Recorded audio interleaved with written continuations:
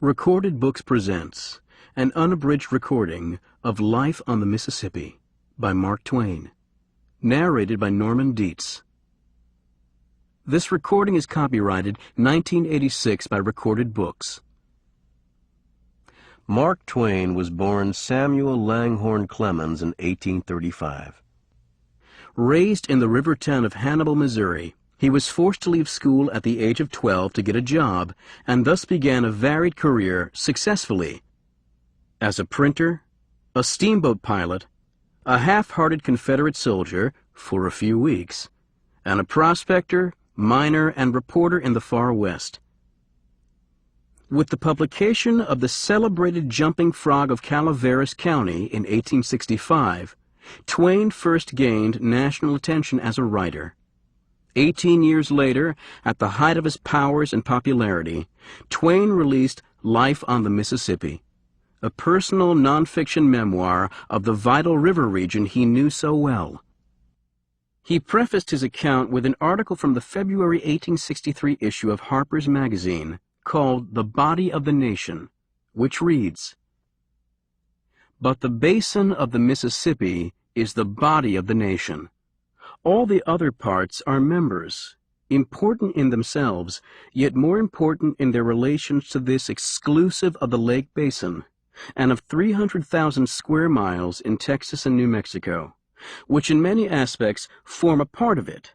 This basin contains about 1,250,000 square miles. In extent, it is the second great valley of the world, being exceeded of that only by the Amazon. The valley of the frozen Obi approaches it in extent. That of La Plata comes next in space and probably inhabitable capacity, having about 8/9 of its area. Then comes that of the Yenisei, with about 7/9. The Lena, Amur, Huangho, Yangtze Jiang, and Nile 5/9. The Ganges less than 1/2. The Indus less than 1/3. The Euphrates 1/5. The Rhine 1/15. It exceeds in extent the whole of Europe, exclusive of Russia, Norway, and Sweden. It would contain Austria 4 times, Germany or Spain 5 times, France 6 times, the British Islands or Italy 10 times. Conceptions formed from the river basins of Western Europe are rudely shocked when we consider the extent of the valley of the Mississippi. Nor are those formed from the sterile basins of the great rivers of Siberia, the lofty plateaus of Central Asia, or the mighty sweep of the swampy Amazon more adequate. Latitude, elevation, and rainfall all combine to render every part of the Mississippi Valley capable of supporting a dense population. As a dwelling place for civilized men, it is by far the first upon our globe. And now, Life on the Mississippi.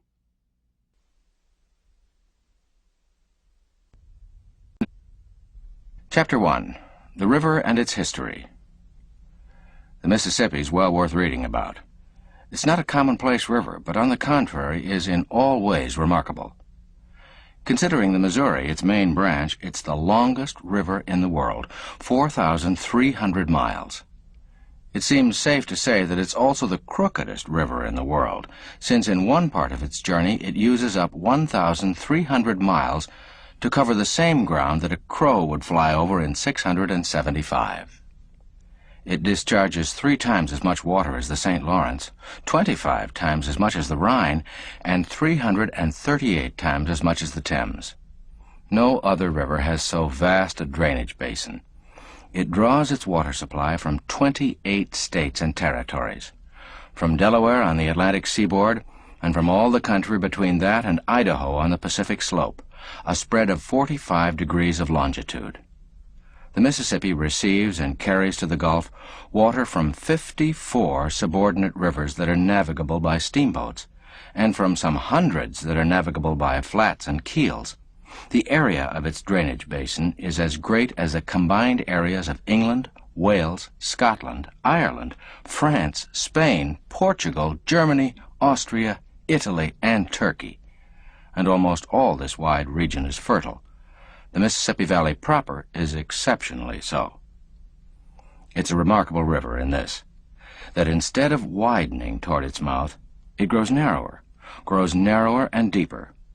From the junction of the Ohio to a point halfway down to the sea, the width averages a mile in high water. Thence to the sea, the width steadily diminishes until, at the passes above the mouth, it's but little over half a mile. At the junction of the Ohio, the Mississippi's depth is 87 feet.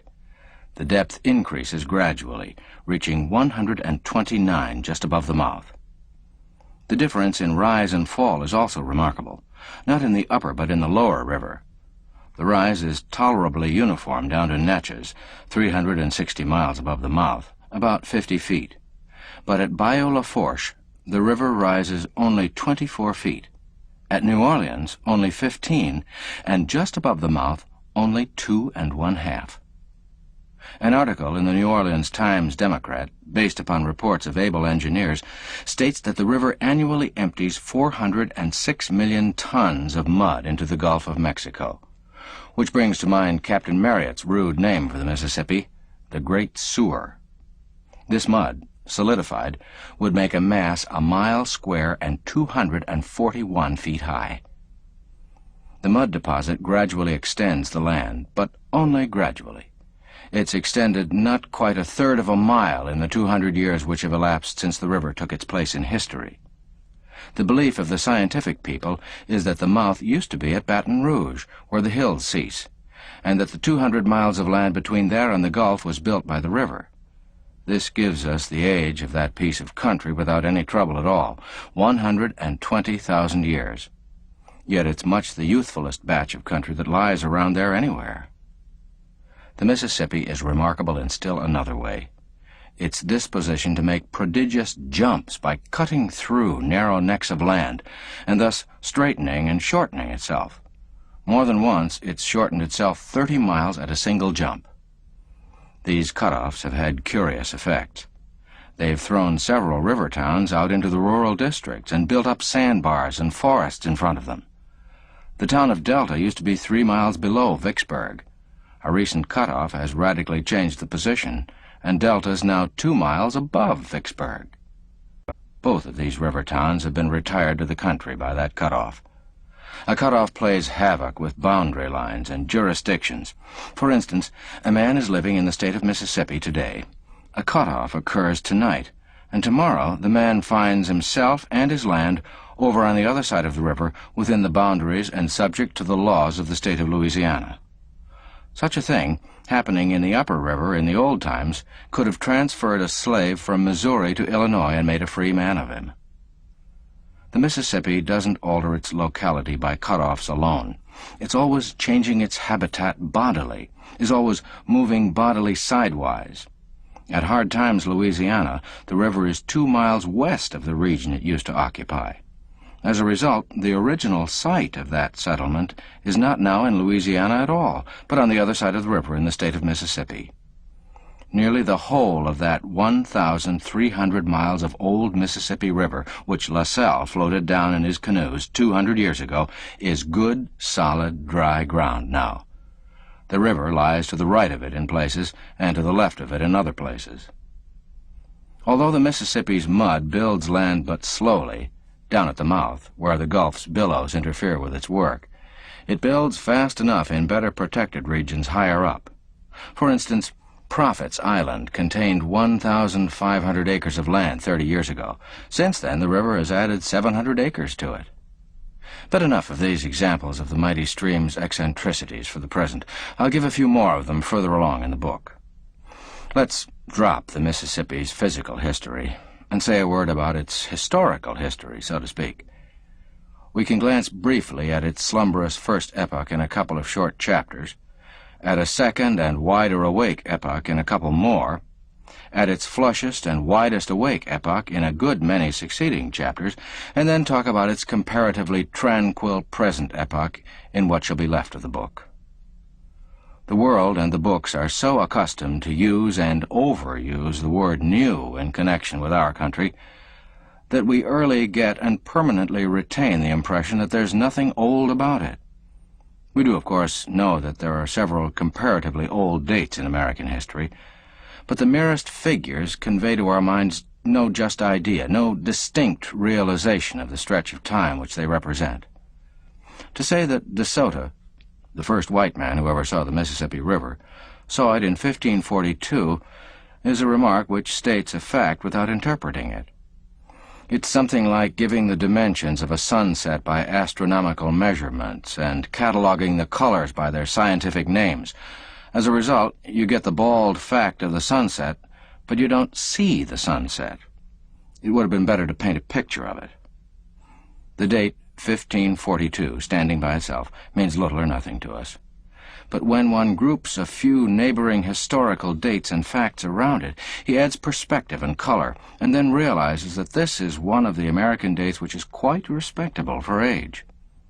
For instance, when the Mississippi was first seen by a white man, less than a quarter century had elapsed since Francis I's defeat at Pavia, the death of Raphael, the death of Bayard, sans peur et sans reproche, the driving out of the Knights Hospitallers from Rhodes by the Turks, and the placarding of the 95 Propositions, the act which began the Reformation.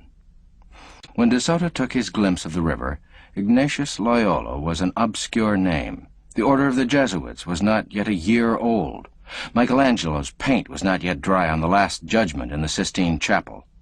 Mary Queen of Scots was not yet born, but would be before the year closed. Catherine de' Medici was a child. Elizabeth of England was not yet in her teens. Calvin, Benvenuto Cellini, and the Emperor Charles V were at the top of their fame, and each was manufacturing history after his own peculiar fashion. Margaret of Navarre was writing the Heptameron and some religious books.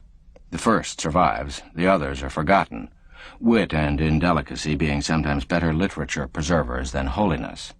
Lax court morals and the absurd chivalry business were in full feather, and the joust and the tournament were the frequent pastime of titled fine gentlemen who could fight better than they could spell, while religion was the passion of their ladies, and the classifying their offspring into children of full rank and children by brevet their pastime. In fact, all around religion was in peculiarly blooming condition. The Council of Trent was being called. The Spanish Inquisition was roasting and racking and burning with a free hand. Elsewhere on the continent, the nations were being persuaded to holy living by the sword and fire. In England, Henry VIII had suppressed the monasteries, burned Fisher and another bishop or two, and was getting his English Reformation and his harem effectively started. When De Soto stood on the banks of the Mississippi, it was still 2 years before Luther's death, 11 years before the burning of Servetus, 30 years before the St. Bartholomew slaughter. Rabelais hadn't yet published. Don Quixote wasn't yet written. Shakespeare wasn't yet born. 100 long years must still elapse before Englishmen would hear the name of Oliver Cromwell. Unquestionably, the discovery of the Mississippi is a datable fact which considerably mellows and modifies the shiny newness of our country and gives her a most respectable outside aspect of rustiness and antiquity. De Soto merely glimpsed the river, then died and was buried in it by his priests and soldiers. One would expect the priests and soldiers to multiply the river's dimensions by 10, the Spanish custom of the day, and thus move other adventurers to go at once and explore it. On the contrary, their narratives, when they reached home, didn't excite that amount of curiosity. The Mississippi was left unvisited by whites during a term of years which seems incredible in our energetic days. One may sense the interval to his mind after a fashion by dividing it up in this way. After De Soto glimpsed the river, a fraction short of a quarter of a century elapsed, and then Shakespeare was born, lived a trifle more than half a century, then died, and when he'd been in his grave considerably more than half a century, the second white man saw the Mississippi. In our day, we don't allow 130 years to elapse between glimpses of a marvel. If somebody should discover a creek in the county next to the one that the North Pole is in, Europe and America would start 15 costly expeditions thither, one to explore the creek and the other 14 to hunt for each other. For more than 150 years, there had been white settlements on our Atlantic coasts. These people were in intimate communication with the Indians. In the south, the Spaniards were robbing, slaughtering, enslaving, and converting them. Higher up, the English were trading beads and blankets to them for a consideration, and throwing in civilization and whiskey for lagniappe. In New Orleans, that means for free. And in Canada, the French were schooling them in a rudimentary way, missionarying among them and drawing whole populations of them at a time to Quebec and later to Montreal to buy furs of them. Necessarily, then, these various clusters of whites must have heard of the great river of the far west, and indeed they did hear of it vaguely, so vaguely and indefinitely that its course, proportions, and locality were hardly even guessable. The mere mysteriousness of the matter ought to have fired curiosity and compelled exploration, but this didn't occur. Apparently, nobody happened to want such a river. Nobody needed it. Nobody was curious about it. So, for a century and a half, the Mississippi remained out of the market and undisturbed. When De Soto found it, he wasn't hunting for a river and had no present occasion for one. Consequently, he didn't value it or even take any particular notice of it. But at last, La Salle, the Frenchman, conceived the idea of seeking out that river and exploring it. It always happens that when a man seizes upon a neglected and important idea, people inflamed with the same notion crop up all around. It happened so in this instance. Naturally, the question suggests itself, why did these people want the river now when nobody had wanted it in the 5 preceding generations? Apparently, it was because at this late day they thought they had discovered a way to make it useful. For it had come to be believed that the Mississippi emptied into the Gulf of California and therefore afforded a shortcut from Canada to China. Previously, the supposition had been that it emptied into the Atlantic, or Sea of Virginia. Chapter 2. The River and Its Explorers. La Salle himself sued for certain high privileges, and they were graciously accorded him by Louis XIV of inflated memory. Chief among them was the privilege to explore far and wide and build forts and stake out continents and hand the same over to the king and pay the expense himself, receiving in return some little advantages of one sort or another, among them the monopoly of buffalo hides. He spent several years and about all of his money in making perilous and painful trips between Montreal and a fort which he'd built on the Illinois, before he at last succeeded in getting his expedition in such a shape that he could strike for the Mississippi. And meantime, other parties had had better fortune. In 1673, Joliet, the merchant, and Marquette, the priest, crossed the country and reached the banks of the Mississippi.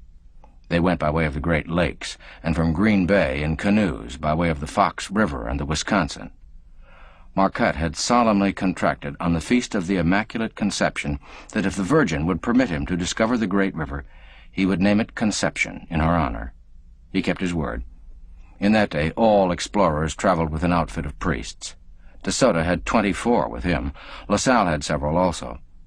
The expeditions were often out of meat and scant of clothes, but they always had the furniture and other requisites for the Mass. They were always prepared, as one of the quaint chronicles of the time phrased it, to explain hell to the savages. On the 17th of June, 1673, the canoes of Joliet and Marquette and their 5 subordinates reached the junction of the Wisconsin with the Mississippi. Mr. Parkman says, "Before them a wide and rapid current coursed athwart their way by foot of lofty heights, wrapped thick in forests." He continues, "Turning southward, they paddled down the stream through a solitude unrelieved by the faintest trace of man." A big catfish collided with Marquette's canoe and startled him, and reasonably enough, for he'd been warned by the Indians that he was on a foolhardy journey, and even a fatal one, for the river contained a demon whose roar could be heard at a great distance, and who would engulf them in the abyss where he dwelt. I have seen a Mississippi catfish that was more than 6 feet long and weighed 250 pounds, and if Marquette's fish was the fellow to that one, he had a fair right to think the river's roaring demon was come. At length, the buffalo began to appear, grazing in herds on the great prairies which then bordered the river, and Marquette describes the fierce and stupid look of the old bulls as they stared at the intruders through the tangled mane which nearly blinded them. The voyagers moved cautiously, landed at night, and made a fire to cook their evening meal, then extinguished it, embarked again, paddled some way farther, and anchored in the stream, keeping a man on the watch till morning. They did this day after day and night after night, and at the end of 2 weeks they'd not seen a human being. The river was an awful solitude then, and it is now over most of its stretch. But at the close of the fortnight, they one day came upon the footprints of men in the mud of the western bank, a Robinson Crusoe experience which carries an electric shiver with it yet when one stumbles on it in print. They'd been warned that the river Indians were as ferocious and pitiless as the river demon, and destroyed all comers without waiting for provocation. But no matter. Joliet and Marquette struck into the country to hunt up the proprietors of the tracks. They found them by and by, and were hospitably received and well treated, if to be received by an Indian chief who's taken off his last rag in order to appear at his level best is to be received hospitably, and if to be treated abundantly to fish, porridge, and other game, including dog, and have these things forked into one's mouth by the ungloved fingers of Indians is to be well treated. In the morning, the chief and 600 of his tribesmen escorted the Frenchmen to the river and bade them a friendly farewell. On the rocks above the present city of Alton, they found some rude and fantastic Indian paintings which they describe. A short distance below, a torrent of yellow mud rushed furiously athwart the calm blue current of the Mississippi, boiling and surging and sweeping in its course logs, branches, and uprooted trees. This was the mouth of the Missouri, that savage river which, descending from its mud career through a vast unknown of barbarism, poured its turbid floods into the bosom of its gentle sister. By and by they passed the mouth of the Ohio. They passed canebrakes, they fought mosquitoes, they floated along day after day through the deep silence and loneliness of the river, drowsing in the scant shade of makeshift awnings, and broiling with the heat. They encountered and exchanged civilities with another party of Indians, and at last they reached the mouth of the Arkansas, about a month out from their starting point, where a tribe of war-whooping savages swarmed out to meet and murder them. But they appealed to the Virgin for help, so in place of a fight there was a feast, and plenty of pleasant palaver and fol-de-rol. They had proved to their satisfaction that the Mississippi did not empty into the Gulf of California, or into the Atlantic. They believed it emptied into the Gulf of Mexico. They turned back now and carried their great news to Canada. But belief is not proof. It was reserved for La Salle to furnish the proof. He was provokingly delayed by one misfortune after another, but at last got his expedition under way at the end of the year 1681. In the dead of winter, he and his lieutenant, Henri de Tonty, son of Lorenzo Tonty, who invented the tontine, started down the Illinois with a following of 18 Indians brought from New England and 23 Frenchmen. They moved in procession down the surface of the frozen river on foot, and dragging their canoes after them on sledges. At Peoria Lake they struck open water and paddled thence to the Mississippi and turned their prows southward. They plowed through the fields of floating ice, past the mouth of the Missouri, past the mouth of the Ohio by and by, and gliding by the wastes of bordering swamp, landed on the 24th of February near the 3rd Chickasaw Bluffs, where they halted and built Fort Prudhomme. Again, says Mr. Parkman, they embarked, and with every stage of their adventurous progress, the mystery of this vast new world was more and more unveiled.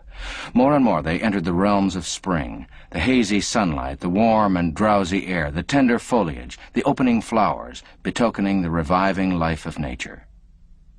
Day by day they floated down the great bends in the shadow of the dense forests, and in time arrived at the mouth of the Arkansas.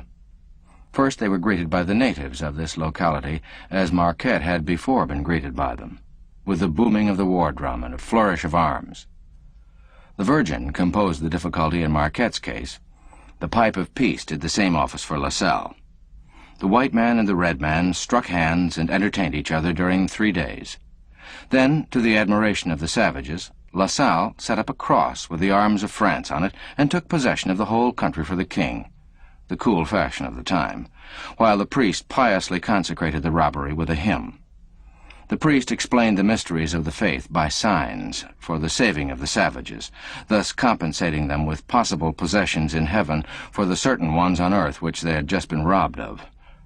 And also, by signs, Lassalle drew from these simple children of the forest acknowledgments of fealty to Louis the Putrid over the water. Nobody smiled at these colossal ironies. These performances took place on the site of the future town of Napoleon, Arkansas, and there the first confiscation cross was raised on the banks of the great river.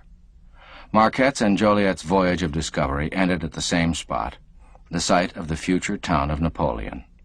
When De Soto took his fleeting glimpse of the river way back in the dim early days, he took it from that same spot, the site of the future town of Napoleon, Arkansas. Therefore, 3 out of the 4 memorable events connected with the discovery and exploration of the mighty river occurred by accident in one and the same place. It's a most curious distinction when one comes to look at it and think about it. France stole that vast country on that spot, the future Napoleon, and by Napoleon himself was to give the country back again, make restitution not to the owners, but to their white American heirs.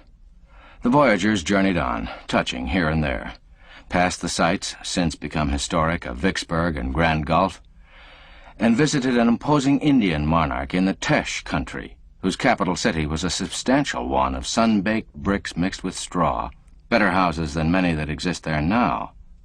The chief's house contained an audience room 40 feet square, and there he received Tonty in state, surrounded by 60 old men clothed in white cloaks. There was a temple in the town, with a mud wall about it ornamented with skulls of enemies sacrificed to the sun. The voyagers visited the Natchez Indians near the site of the present city of that name, where they found a religious and political despotism, a privileged class descended from the sun, a temple, and a sacred fire. It must have been like getting home again. It was home again. It was home with an advantage, in fact, for it lacked Louis XIV. A few more days swept swiftly by, and Lassalle stood in the shadow of his confiscating cross at a meeting of the waters from Delaware, and from Itasca, and from the mountain ranges close upon the Pacific, and the waters of the Gulf of Mexico, his task finished, his prodigy achieved. Mr. Parkman, in closing his fascinating narrative, thus sums up. On that day, the realm of France received on parchment a stupendous accession. The fertile plains of Texas, the vast basin of the Mississippi from its frozen northern springs to the sultry borders of the Gulf, from the woody ranges of the Alleghanies to the bare peaks of the Rocky Mountains, a region of savannas and forests, sun-cracked deserts and grassy prairies, watered by 1,000 rivers, ranged by 1,000 warlike tribes, passed beneath the scepter of the Sultan of Versailles, and all by virtue of a feeble human voice, inaudible a half a mile. Chapter 3. Frescoes from the Past. Apparently, the river was ready for business now.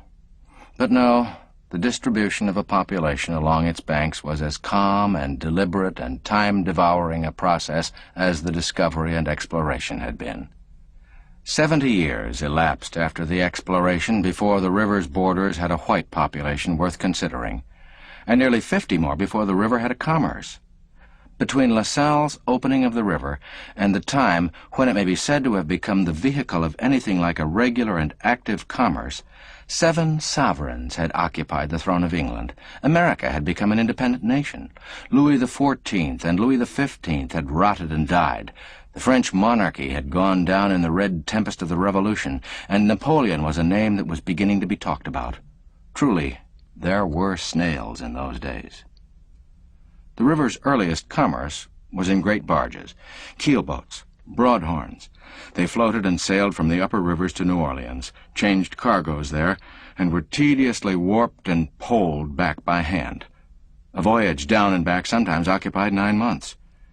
In time, this commerce increased until it gave employment to hordes of rough and hardy men, rude, uneducated, brave, suffering terrific hardships with sailor-like stoicism. Heavy drinkers, coarse frolickers in moral styes like the Natchez under the hill of that day, heavy fighters, reckless fellows, every one, elephantinely jolly, foul-witted, profane, prodigal of their money, bankrupt at the end of the trip, fond of barbaric finery, prodigious braggarts, yet, in the main, honest, trustworthy, faithful to promises and duty, and often picturesquely magnanimous. By and by the steamboat intruded. Then, for 15 or 20 years, these men continued to run their keelboats downstream, and the steamers did all of the upstream business, the keelboatmen selling their boats in New Orleans and returning home as deck passengers in the steamers. But after a while, the steamboats so increased in number and in speed that they were able to absorb the entire commerce, and then keelboating died a permanent death. The keelboatman became a deckhand or a mate or a pilot on the steamer, and when steamer berths were not open to him, he took a berth on a Pittsburgh coal flat or a pine raft constructed in the forests up toward the sources of the Mississippi. In the heyday of the steamboating prosperity, the river from end to end was flaked with coal fleets and timber rafts, all managed by hand and employing hosts of the rough characters whom I have been trying to describe. I remember the annual processions of mighty rafts that used to glide by Hannibal when I was a boy, an acre or so of white, sweet-smelling boards in each raft, a crew of 24 men or more, 3 or 4 wigwams scattered about the raft's vast level space for storm quarters. And I remember the rude ways and the tremendous talk of their big crews, the ex-keelboatmen and their admiringly patterning successors, for we used to swim out a quarter or a third of a mile and get on these rafts and have a ride. By way of illustrating keelboat talk and manners, and that now departed and hardly remembered raft life, I'll throw in this place, a chapter from a book which I've been working at by fits and starts during the past 5 or 6 years, and may possibly finish in the course of 5 or 6 more. The book is a story which details some passages in the life of an ignorant village boy, Huck Finn, son of the town drunkard of my time out west there. He has run away from his persecuting father and from a persecuting good widow who wishes to make a nice, truth-telling, respectable boy of him. And with him, a slave of the widow's has also escaped. They found a fragment of a lumber raft, it's high water and dead summertime, and are floating down the river by night and hiding in the willows by day, bound for Cairo, whence the Negro will seek freedom in the heart of the Free States. But in a fog, they pass Cairo without knowing it. By and by they begin to suspect the truth, and Huck Finn is persuaded to end the dismal suspense by swimming down to a huge raft which they've seen in the distance ahead of them, creeping aboard under cover of the darkness, and gathering the needed information by eavesdropping. But you know, a young person can't wait very well when he is impatient to find a thing out.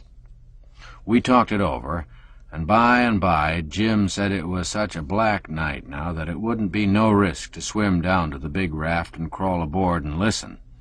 They would talk about Cairo because they would be calculating to go ashore there for a spree, maybe. Or anyway, they would send boats ashore to buy whiskey or fresh meat or something. Jim had a wonderful level head for a nigger. He could most always start a good plan when you wanted one.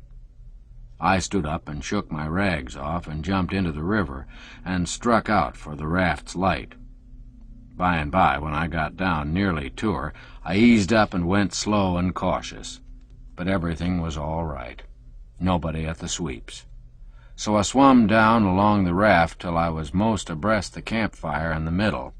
Then I crawled aboard and inched along and got in among some bundles of shingles on the weather side of the fire. There was 13 men there. They was the watch on deck, of course, and a mighty rough-looking lot, too. They had a jug and tin cups, and they kept the jug moving. One man was singing, roaring, you may say, and it wasn't a nice song, for the parlor, anyway. He roared through his nose and strung out the last word of every line very long. When he was done, they all fetched a kind of Injun war whoop, and then another was sung. It begun, "There was a woman in our town did dwell. She loved her husband dearly, but another man twice as well. Singing too-riloo, riloo, riloo, ritoo, riloo, rilay. She loved her husband dearly, but another man twice as well."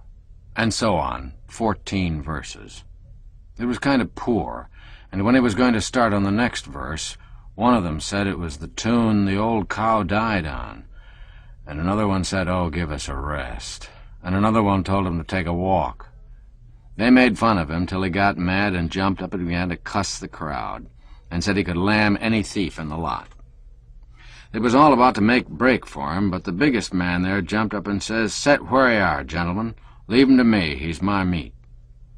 Then he jumped up in the air 3 times and cracked his heels together every time. He flung off a buckskin coat that was all hung with fringes and says, "You lie there till the chawing up's done," and flung his hat down, which was all over ribbons, and says, "You lay there till his suffering's over." Then he jumped up in the air and cracked his heels together again and shouted out, "Whoo-up! I'm the old original iron-jawed, brass-mounted, copper-bellied corpse-maker from the wilds of Arkansas. Look at me. I'm the man they call Sudden Death and General Desolation, sired by a hurricane, damned by an earthquake, half-brother to the cholera, nearly related to the smallpox on my mother's side. Look at me. I take 19 alligators and a barrel of whiskey for breakfast when I'm in robust health, and a bushel of rattlesnakes and a dead body when I'm ailin'. I split the everlasting rocks with my glance, and I squench the thunder when I speak. Hoo-up! Stand back and gimme room according to my strength. Blood's my natural drink, and the wails of the dying is music to my ear. Cast your eye on me, gentlemen, and lay low and hold your breath, for I'm about to turn myself loose." All the time he was getting this off, he was shaking his head and looking fierce, and kind of swelling around in a little circle, tucking up his wristbands, and now and then straightening up and beating his breast with his fist, saying, "Look at me, gentlemen." When he got through, he jumped up and cracked his heels together 3 times and let off a roaring "Whoo-up! I'm the bloodiest son of a wildcat that lives." Then the man that had started the row tilted his old slouch hat down over his right eye. Then he bent, stooping forward, with his back sagged and his south end sticking far out, and his fists a-shoving out and drawing in front of him, and so went around in a little circle about 3 times, swelling himself up and breathing hard. Then he straightened and jumped up and cracked his heels together 3 times before he lit again. That made them cheer, and he began to shout like this, "Hoo-up! Bow your neck and spread, for the kingdom of sorrow's a-comin'. Hold me down to the earth, for I feel my powers a-workin'. Hoo-up! I'm a child of sin. Don't let me get a start. Smoked glass here for all. Don't attempt to look at me with a naked eye, gentlemen. When I'm playin', I use the meridians of longitude and parallels of latitude for a seine, and drag the Atlantic Ocean for whales. I scratch my head with the lightning and purr myself to sleep with the thunder. When I'm cold, I boil the Gulf of Mexico and bathe in it. When I'm hot, I fan myself with an equinoctial storm. When I'm thirsty, I reach up and suck a cloud dry like a sponge. When I range the earth hungry, famine follows in my tracks. Bow your neck and spread. I put my hand on the sun's face and make it night in the earth. I bite a piece out of the moon and hurry the seasons. I shake myself and crumble the mountains. Contemplate me through leather. Don't use the naked eye. I'm the man with a petrified heart and boiler iron bowels. The massacre of isolated communities is a pastime of my idle moments. The destruction of nationalities, the serious business of my life. The boundless vastness of the great American desert is my enclosed property, and I bury my dead on my own premises. He jumped up and cracked his heels together 3 times before he lit. They cheered him again. And as he come down, he shouted out, "Hoo-up! Bow your neck and spread, for the pet child of calamity's a-comin'." Then the other one went to swelling around and blowing again, the first one, the one they called Bob. Next, the child of calamity chipped in again, bigger than ever. Then they both got at it at the same time, swelling around and round each other and punching their fists into each other's faces and whooping and jawing like Indians.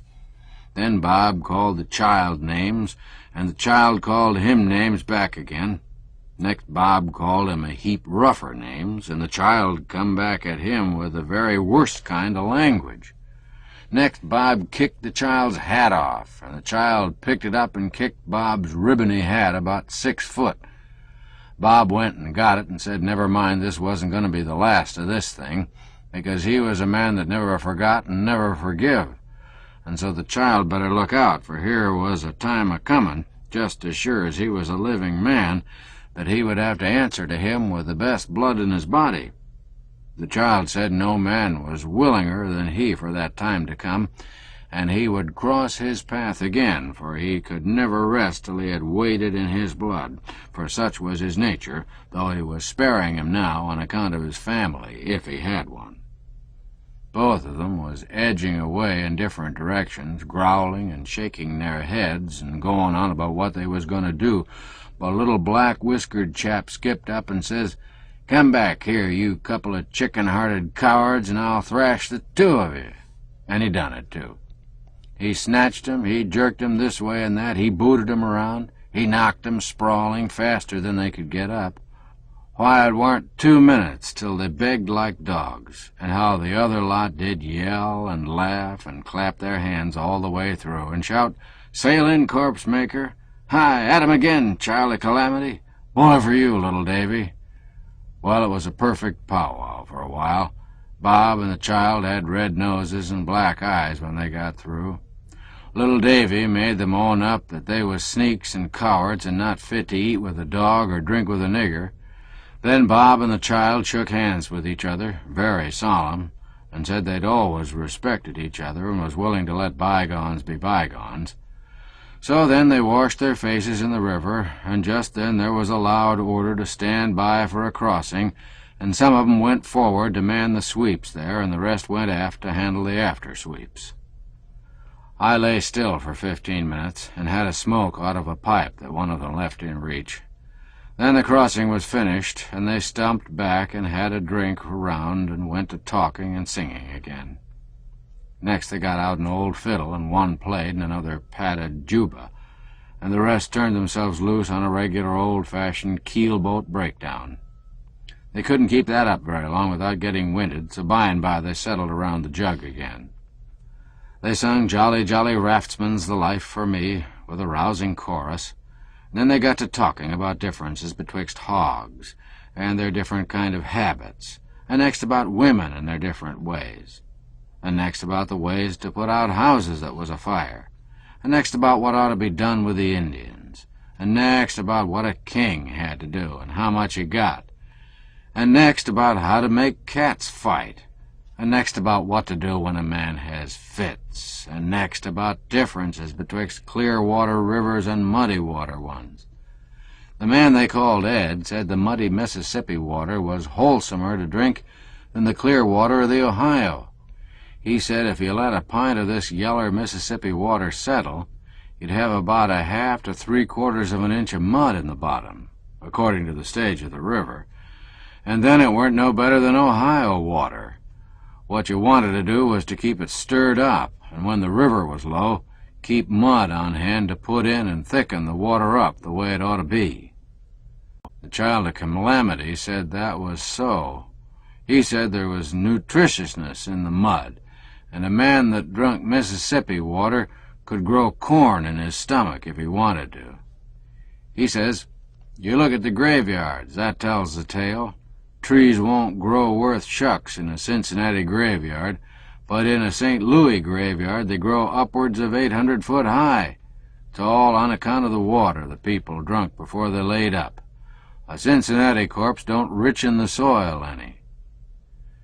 And they talked about how Ohio water didn't like to mix with Mississippi water. Ed said if you take the Mississippi on a rise when the Ohio is low, you'll find a wide band of clear water all the way down the east side of the Mississippi for 100 miles or more.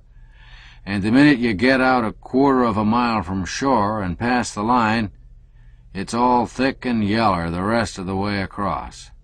Then they talked about how to keep tobacco from getting moldy, and from that they went into ghosts and told about a lot that other folks had seen. But Ed says, "Why don't you tell something that you've seen yourselves? Now let me have a say. 5 years ago I was on a raft as big as this, And right along here it was a bright, moonshiny night, and I was on watch and boss of the starboard oar for'ard. And one of my pards was a man named Dick Albright, and he come along to where I was sittin' for'ard, gapin' and stretchin' he was, and stooped down on the edge of the raft and washed his face in the river, and come and sat down by me and got out his pipe, and had just got it filled when he looks up and says, "Well, looky here," he says, "ain't that Buck Miller's place over yonder in the bend?" "Yes," says I, "it is." "Why?" He laid his pipe down and leaned his head on his hand and says, "I thought we'd be further down." I says I thought it too when I went off watch. We was standing 6 hours on and 6 off. But the boys told me, I says, that the raft didn't seem to hardly move for the last hour, says I, though she's a-slipping along all right now, says I. He gave a kind of groan and says, "I've seed a raft act so before along here," he says. "'Pears to me the current has most quit above the head of this bend during the last 2 years," he says. Well, he raised up 2 or 3 times and looked away off and around the water. That started me at it, too. A body's always doing what he sees somebody else doing, though there mayn't be no sense in it. Pretty soon I see a black something floating on the water away off to starboard and quartering behind us. I see he was looking at it, too. I says, "What's that?" He says, sort of pettish, "'Tain't nothing but an old empty barrel." "An empty barrel," says I. "Why," says I, "a spyglass is a fool to your eyes. How can you tell it's an empty barrel?" He says, "I don't know. I reckon it ain't a barrel, but I thought it might be," says he. "Yes," I says, "so it might be, and it might be anything else, too. Body can't tell nothing about it, such a distance as that," I says. We hadn't nothing else to do, so we kept on watching it. By and by I says, "Well, looky here, Dick Albright, that thing's a-gaining on us, I believe." He never said nothing. The thing gained, and I judged it must be a dog that was about tired out. Well, we swung down into the crossing, and the thing floated across the bright streak of the moonshine, and by George, it was a barrel. Says I, "Dick Albright, what made you think that thing was a barrel when it was half a mile off?" says I. Says he, "I don't know." Says I, "You'll tell me, Dick Albright." Says he, "Well, I knowed it was a barrel. I seen it before. Lots has seen it. They say it's a haunted barrel." I called the rest of the watch, and they come and stood there, and I told 'em what Dick said. It floated right along abreast now, and didn't gain any more. It was about 20 foot off. Some was for having it aboard, but the rest didn't want to. Dick Albright said rafts that had fooled with it had got bad luck by it. The captain of the watch said he didn't believe in it. He said he reckoned the barrel gained in us because it was in a little better current than what we was. He said it would leave by and by. So then we went talking about other things, and we had a song, and then a breakdown, and after that the captain of the watch called for another song. But it was clouding up now, and the barrel stuck right there in the same place, and the song didn't seem to have much warm-up to it somehow, so they didn't finish it, and there weren't any cheers, but it sort of dropped flat, and nobody said anything for a minute. Then everybody tried to talk at once. And one chap got off a joke, but it weren't no use. They didn't laugh. And even the chap that made up the joke didn't laugh at it, which ain't usual. We all just settled down glum and watched the barrel, and was uneasy and uncomfortable. Well, sir, it shut down black and still. Then the wind began to moan around, and next the lightning began to play and the thunder to grumble. And pretty soon there was a regular storm, and in the middle of it a man that was running aft stumbled and fell and sprained his ankle, so he had to lay up. This made the boys shake their heads, and every time the lightning come, there's that barrel with the blue lights winking around it. We was always on the lookout for it, but by and by, toward dawn, she was gone. When the day come, we couldn't see her any more, and we weren't sorry either.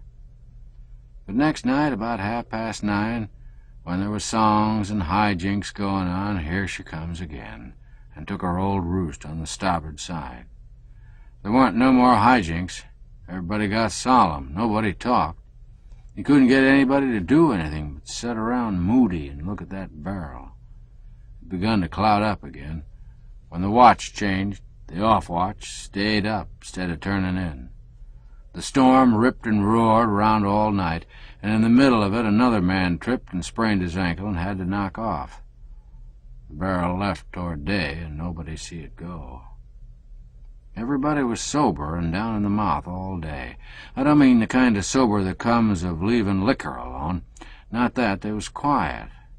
They all drunk more than usual. Not together, but each man sidled off and took it private by himself. After dark, the off-watch didn't turn in. Nobody sung. Nobody talked. The boys didn't scatter around, neither. They sort of huddled together for it. And for 2 hours they sat there, perfectly still, looking steady in the one direction and heaving a sigh once in a while. And then here comes that barrel again. She took up her old place. Stayed there all night. Nobody turned in. The storm come on again after midnight. Got awful dark. The rain poured down, hail too.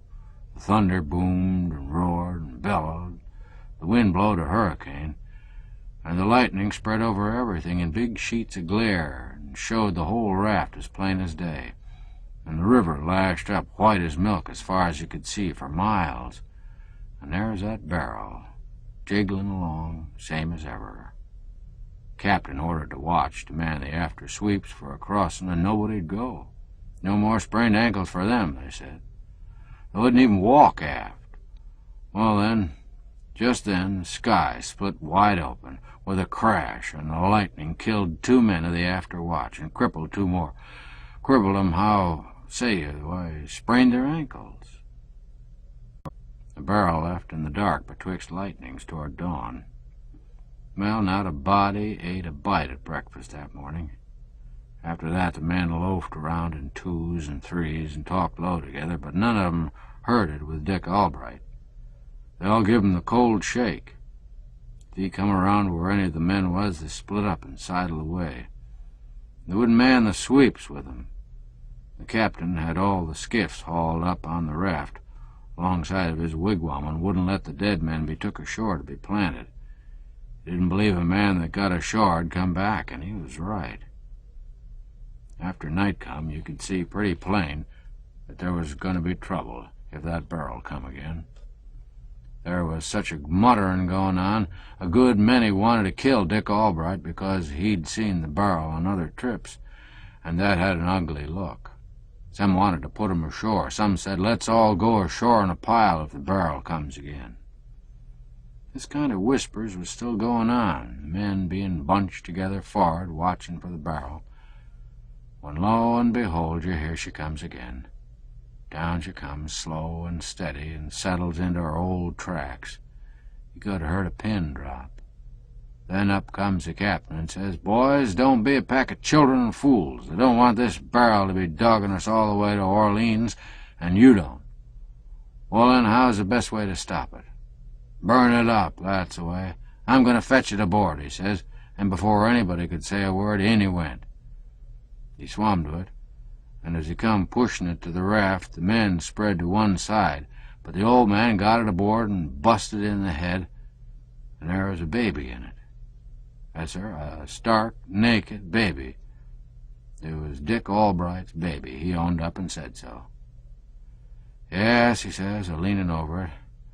Yes, it is my own lamented darling, my poor lost Charles William Albright, deceased, says he, for he could curl his tongue around the bulliest words in the language when he was a mind to, and lay 'em before he without a jint started anywheres.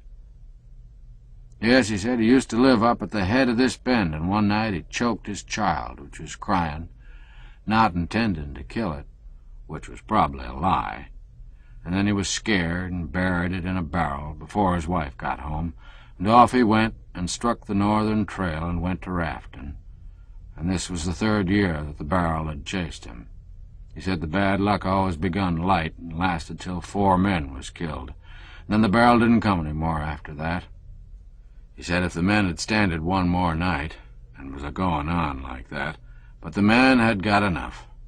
They started to get out a boat to take him ashore and lynch him, but he grabbed the little child all of a sudden and jumped overboard with it, hugged up to his breast and shedding tears, and would never see him again in this life, poor old suffering soul, nor Charles William neither. Who was shedding tears, says Bob. Was it Albright or the baby? Why, Albright, of course. Didn't I tell you the baby was dead? Been dead 3 years. How could it cry? Well, never mind how it could cry. How could it keep all that time, says Davy. You answer me that. I don't know how it done it, says Ed. It done it, though. That's all I know about it. Say, what'd they do with that barrel, says the Child of Calamity. Why, they hove it overboard, and it sunk like a chunk of lead. Edward, did the child look like it was choked, says one. Did it have its hair parted, says another. What was the brand on that barrel, Eddie, says the fellow they called Bill. Have you got the papers for them statistics, Edmund, says Jimmy. Say, Edwin, was you one of the men that was killed by the lightning, says Davy. Him? Oh, no, he was both of 'em, says Bob. Then they all haw-hawed. Hey, Edward, don't you reckon you'd better take a pill? You look bad. Don't you feel pale, says the Child of Calamity. Oh, come now, Eddie, says Jimmy, show up. You must have kept part of that barrel to prove the thing by. Show us the bunghole, do, and we'll believe you. Say, boys, says Bill, let's divide it up. There's 13 of us. I can swallow a 13th of the yarn if you can worry down the rest. Ed got up mad and said they could all go someplace, which he ripped out pretty savage and then walked off aft, cussing to himself, and they yelling and jeering at him and roaring and laughing so you could hear 'em a mile. Boys, we'll split a watermelon on that, says the Child of Calamity. And he came rummaging around in the dark amongst the shingle bundles where I was, and put his hand on me. I was warm and soft and naked, so he says, "Ooh!" and jumped back. "Fetch a lantern or a chunk of fire here, boys. There's a snake here as big as a cow." So they run there with a lantern and crowded up and looked in on me. "Come out of that, you beggar," says one.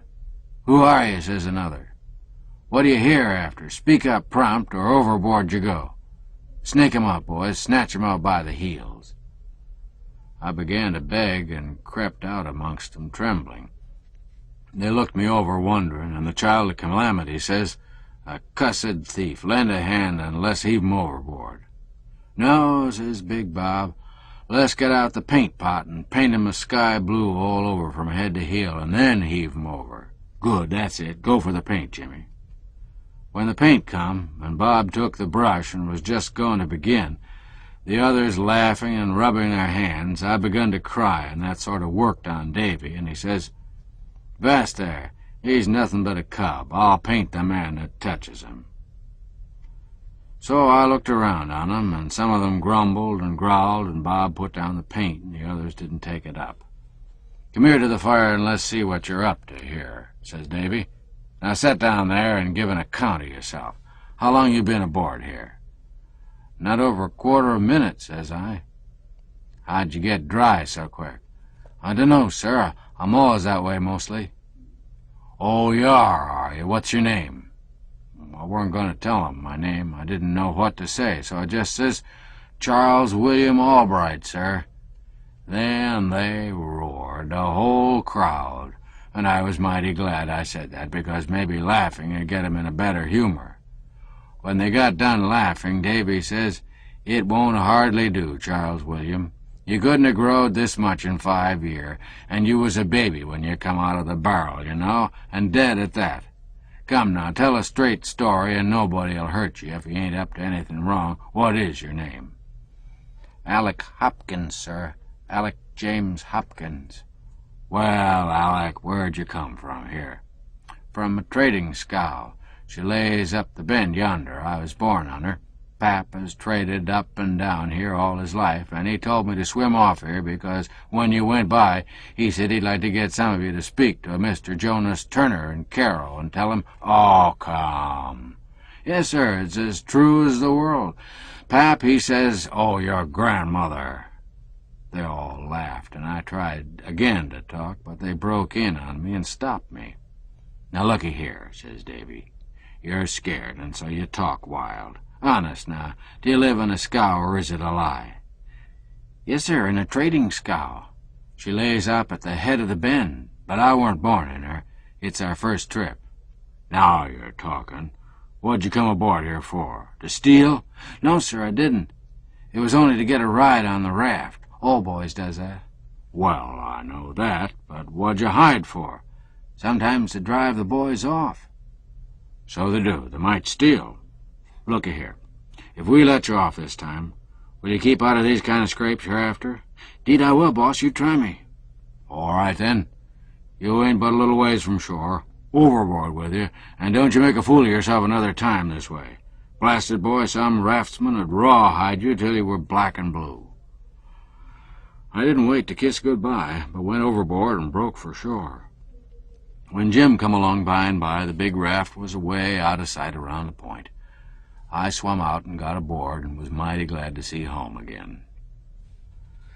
The boy did not get the information he was after, but his adventure has furnished the glimpse of the departed raftsman and keelboatman which I desire to offer in this place. I now come to a phase of the Mississippi River life, of the flush times of steamboating, which seems to me to warrant full examination.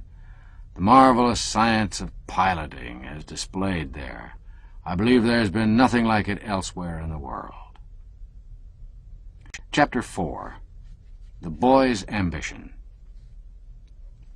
When I was a boy, there was but one permanent ambition among my comrades in our village, Hannibal, Missouri, on the west bank of the Mississippi River. That was to be a steamboatman.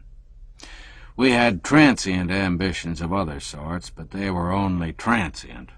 When a circus came and went, it left us all burning to become clowns.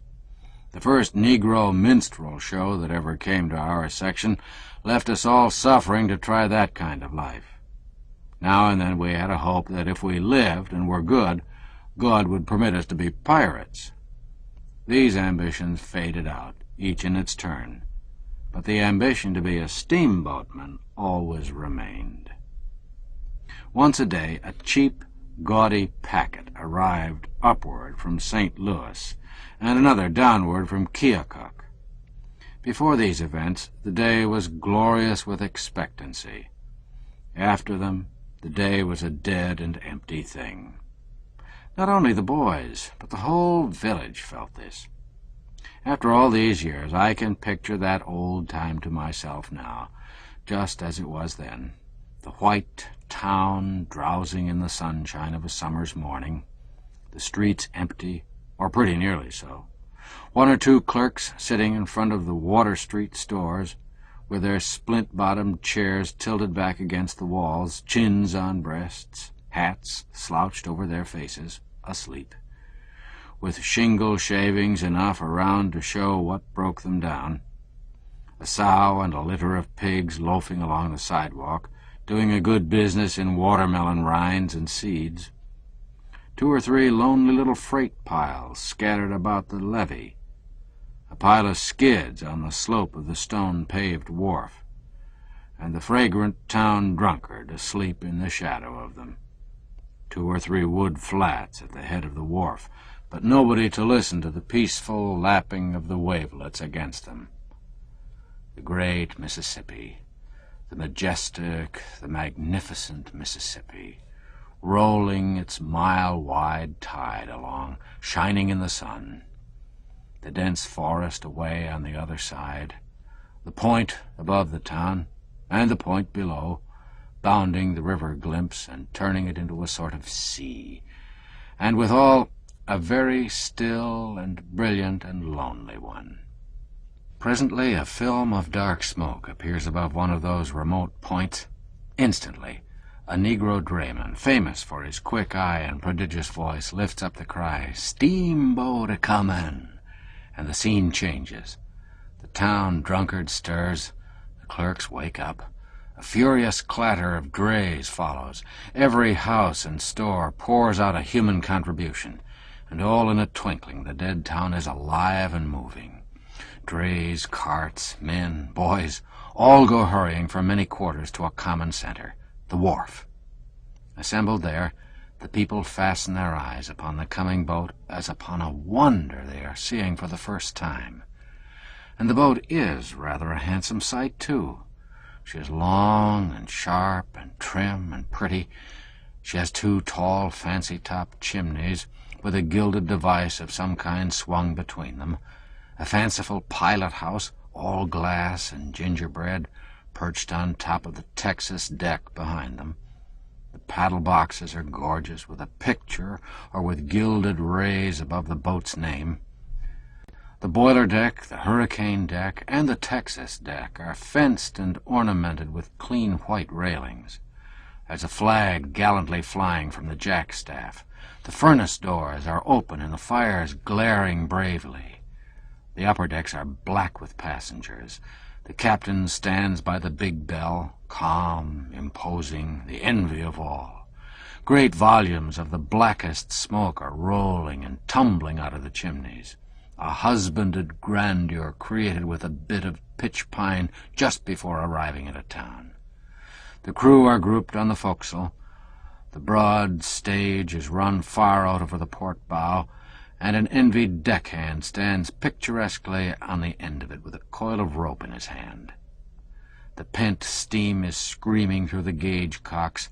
The captain lifts his hand, a bell rings, the wheels stop, then they turn back, churning the water to foam, and the steamer is at rest. Then such a scramble as there is to get aboard, and to get ashore, and to take in freight and to discharge freight all at once and the same time, and such a yelling and cursing as the mates facilitate it all within. 10 minutes later, the steamer is under way again, with no flag on the jackstaff and no black smoke issuing from the chimneys. After 10 more minutes, the town is dead again, and the town drunkard asleep by the skids once more. My father was a justice of the peace, and I supposed he possessed the power of life and death over all men, and could hang anybody that offended him. This was distinction enough for me as a general thing, but the desire to be a steamboatman kept intruding nevertheless.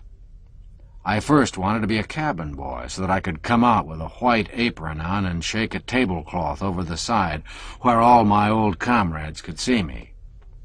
Later I thought I would rather be the deckhand who stood on the end of the stage plank with a coil of rope in his hand because he was particularly conspicuous. But these were only daydreams. They were too heavenly to be contemplated as real possibilities. By and by one of our boys went away. He was not heard of for a long time. At last he turned up as apprentice engineer or striker on a steamboat. This thing shook the bottom out of all my Sunday school teachings. That boy had been notoriously worldly, and I just the reverse. Yet he was exalted to this eminence, and I left in obscurity and misery. There was nothing generous about this fellow in his greatness. He would always manage to have a rusty bolt to scrub while his boat tarried at our town, and he would sit on the inside guard and scrub it where all could see him and envy him and loathe him. And whenever his boat was laid up, he would come home and swell around town in his blackest and greasiest clothes, so that nobody could help remembering that he was a steamboatman.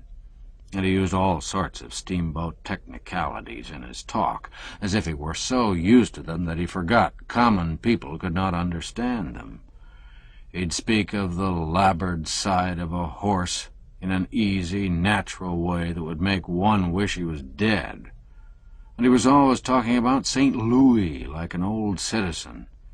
He'd refer casually to occasions when he was coming down 4th Street, or when he was passing by the planter's house, or when there was a fire and he took a turn on the brakes of the old Big Missouri.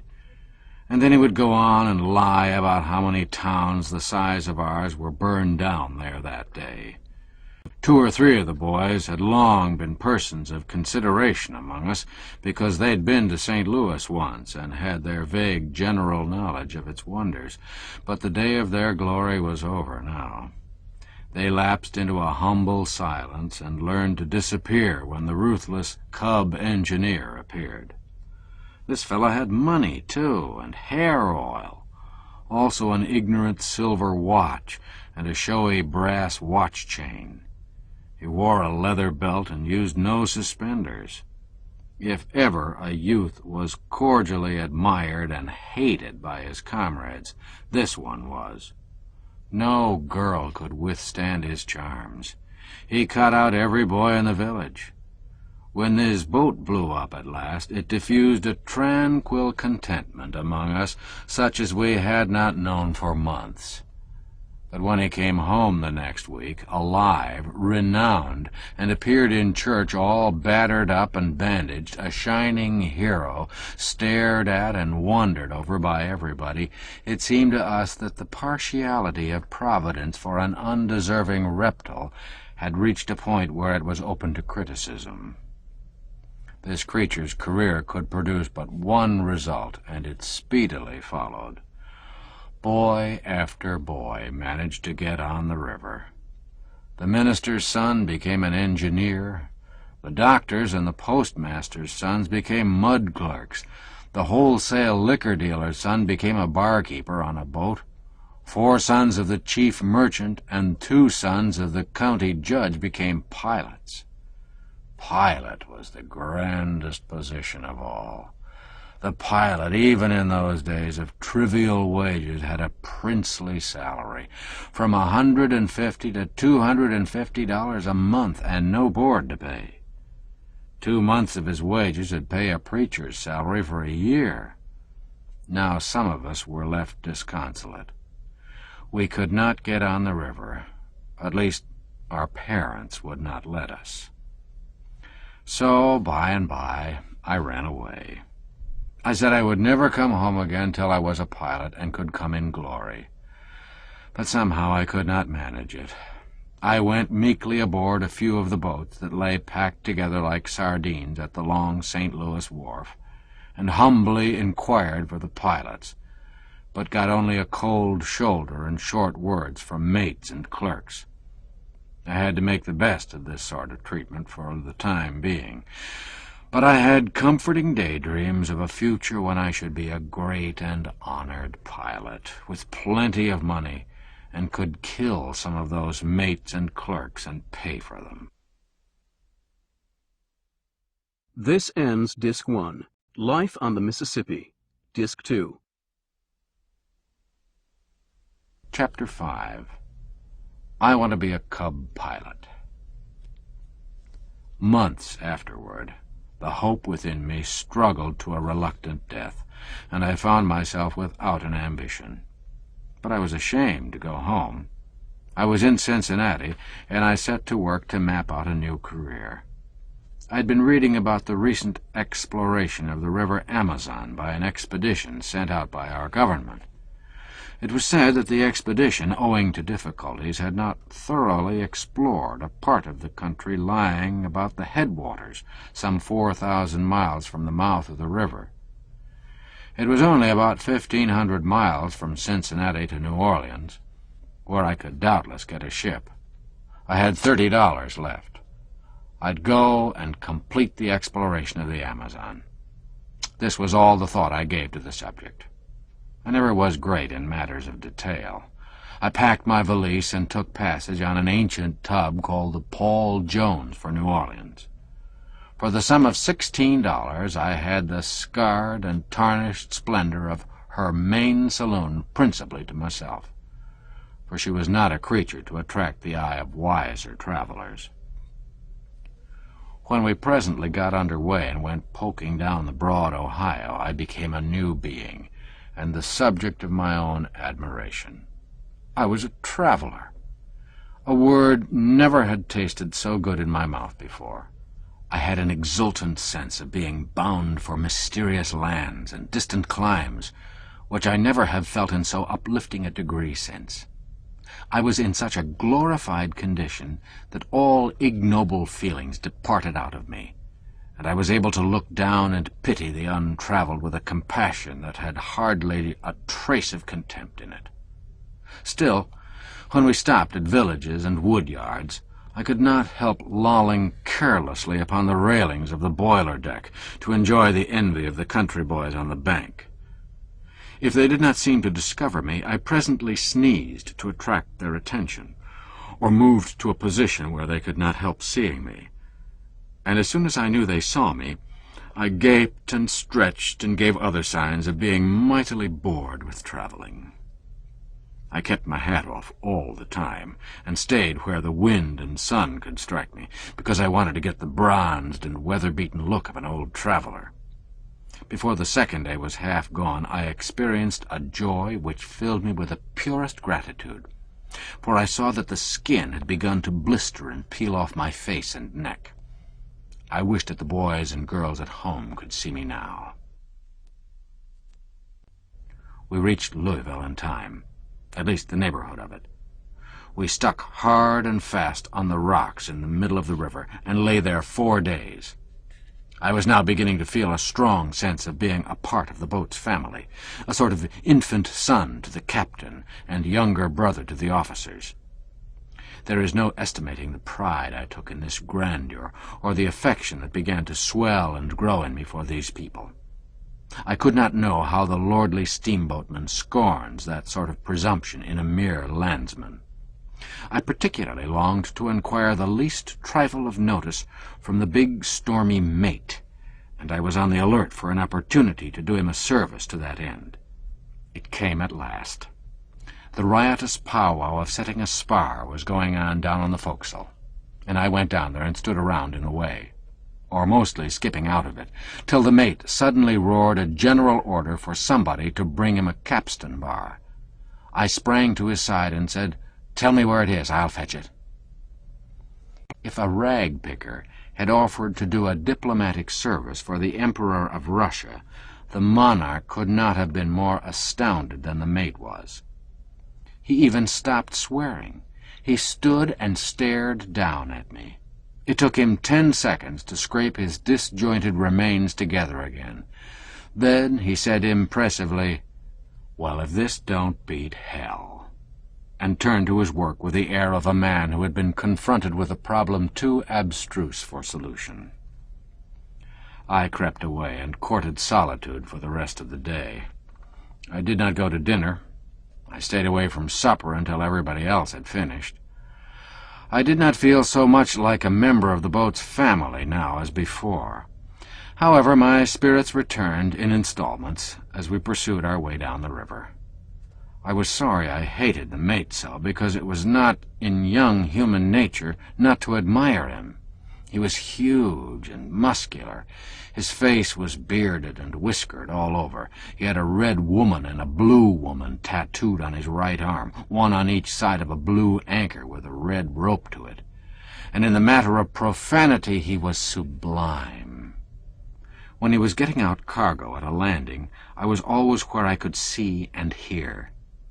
He felt all the majesty of his great position, and made the world feel it too. When he gave even the simplest order, he discharged it like a blast of lightning, and sent a long, reverberating peal of profanity thundering after it. I could not help contrasting the way in which the average landsman would give an order with the mate's way of doing it. If the landsman should wish the gangplank moved 1 foot farther forward, he would probably say, "James, or William, one of you push that plank forward, please." But put the mate in his place, and he would roar out, "Here now, start that gangplank forward, lively now, what are you about? Snatch it, there, aftergan, don't you hear me? Dash it to dash, you're going to sleep over it? Vast heaving, I tell you, going to have it clear astern? What are you going to do with that barrel? Forward with it, I'll make you swallow it, you dashed, split between a tired mud turtle and a crippled hearse horse." I wished I could talk like that. When the soreness of my adventure with the mate had somewhat worn off, I began timidly to make up to the humblest official connected with the boat, the night watchman. He snubbed my advances at first, but I presently ventured to offer him a new chalk pipe, and that softened him, So he allowed me to sit with him by the big bell on the hurricane deck, and in time he melted into conversation. He could not well have helped it. I hung with such homage on his words, and so plainly showed that I felt honored by his notice. He told me the names of dim capes and shadowy islands as we glided by them in the solemnity of the night, under the winking stars, and by got to talking about himself. He seemed over-sentimental for a man whose salary was $6 a week, or rather he might have seemed so to an older person than I. But I drank in his words hungrily, and with a faith that might have moved mountains if it had been applied judiciously. What was it to me that he was soiled and seedy and fragrant with gin? What was it to me that his grammar was bad, his construction worse, and his profanity so void of art that it was an element of weakness rather than strength in his conversation? He was a wronged man, a man who had seen trouble, and that was enough for me. As he mellowed into his plaintive history, his tears dripped upon the lantern in his lap, and I cried too from sympathy. He said he was the son of an English nobleman, either an earl or an alderman, he could not remember which, but believed was both. His father, the nobleman, loved him, but his mother hated him from the cradle, and so while he was still a little boy he was sent to one of them old ancient colleges, he couldn't remember which. And by his father died, and his mother seized the property and shook him, as he phrased it. After his mother shook him, members of the nobility, with whom he was acquainted, used their influence to get him the position of loblolly boy in a ship. And from that point my watchman threw off all trammels of date and locality and branched out into a narrative that bristled all along with incredible adventures. A narrative that was so reeking with bloodshed and so crammed with hair-breadth escapes and the most engaging and unconscious personal villainies that I sat speechless, enjoying, shuddering, wondering, worshipping. It was a sore blight to find out afterward that he was a low, vulgar, ignorant, sentimental, half-witted humbug, an untraveled native of the wilds of Illinois who had absorbed wildcat literature and appropriated its marvels until, in time, he had woven odds and ends of the mess into this yarn, and then gone on telling it to fledglings like me until he'd come to believe it himself. Chapter 6. A Cub Pilot's Experience. What with lying on the rocks 4 days at Louisville, and some other delays, the poor old Paul Jones fooled away about 2 weeks in making the voyage from Cincinnati to New Orleans. This gave me a chance to get acquainted with one of the pilots, and he taught me how to steer the boat, and thus made the fascination of river life more potent than ever for me. It also gave me a chance to get acquainted with a youth who had taken deck passage. More's the pity, for he easily borrowed $6 of me on a promise to return to the boat and pay me back the day after we should arrive. But he probably died or forgot, for he never came. It was doubtless the former, since he'd said his parents were wealthy, and he only traveled deck passage, the equivalent of steerage, because it was cooler. I soon discovered 2 things. One was that a vessel would not be likely to sail for the mouth of the Amazon under 10 or 12 years, and the other was that the $9 or $10 still left in my pocket would not suffice for so impossible an exploration as I had planned, even if I could afford to wait for a ship. Therefore it followed that I must contrive a new career. The Paul Jones was now bound for St. Louis. I planned a siege against my pilot, and at the end of 3 hard days he surrendered. He agreed to teach me the Mississippi River from New Orleans to St. Louis for $500, payable out of the first wages I should receive after graduating. I entered upon the small enterprise of learning 1,200 or 1,300 miles of the great Mississippi River with the easy confidence of my time of life. If I'd really known what I was about to require of my faculties, I should not have had the courage to begin. I supposed that all a pilot had to do was to keep his boat in the river, and I did not consider that that could be much of a trick, since it was so wide. The boat backed out from New Orleans at 4 in the afternoon, and it was our watch until 8. Mr. Bixby, my chief, straightened her up, plowed her along past the sterns of the other boats that lay at the levee, and then said, "Here, take her, shave those steamships as close as you'd peel an apple." I took the wheel, and my heartbeat fluttered up into the hundreds, for it seemed to me that we were about to scrape the side off every ship in the line, we were so close. I held my breath and began to claw the boat away from the danger, and I had my own opinion of the pilot, who had known no better than to get us into such peril. But I was too wise to express it.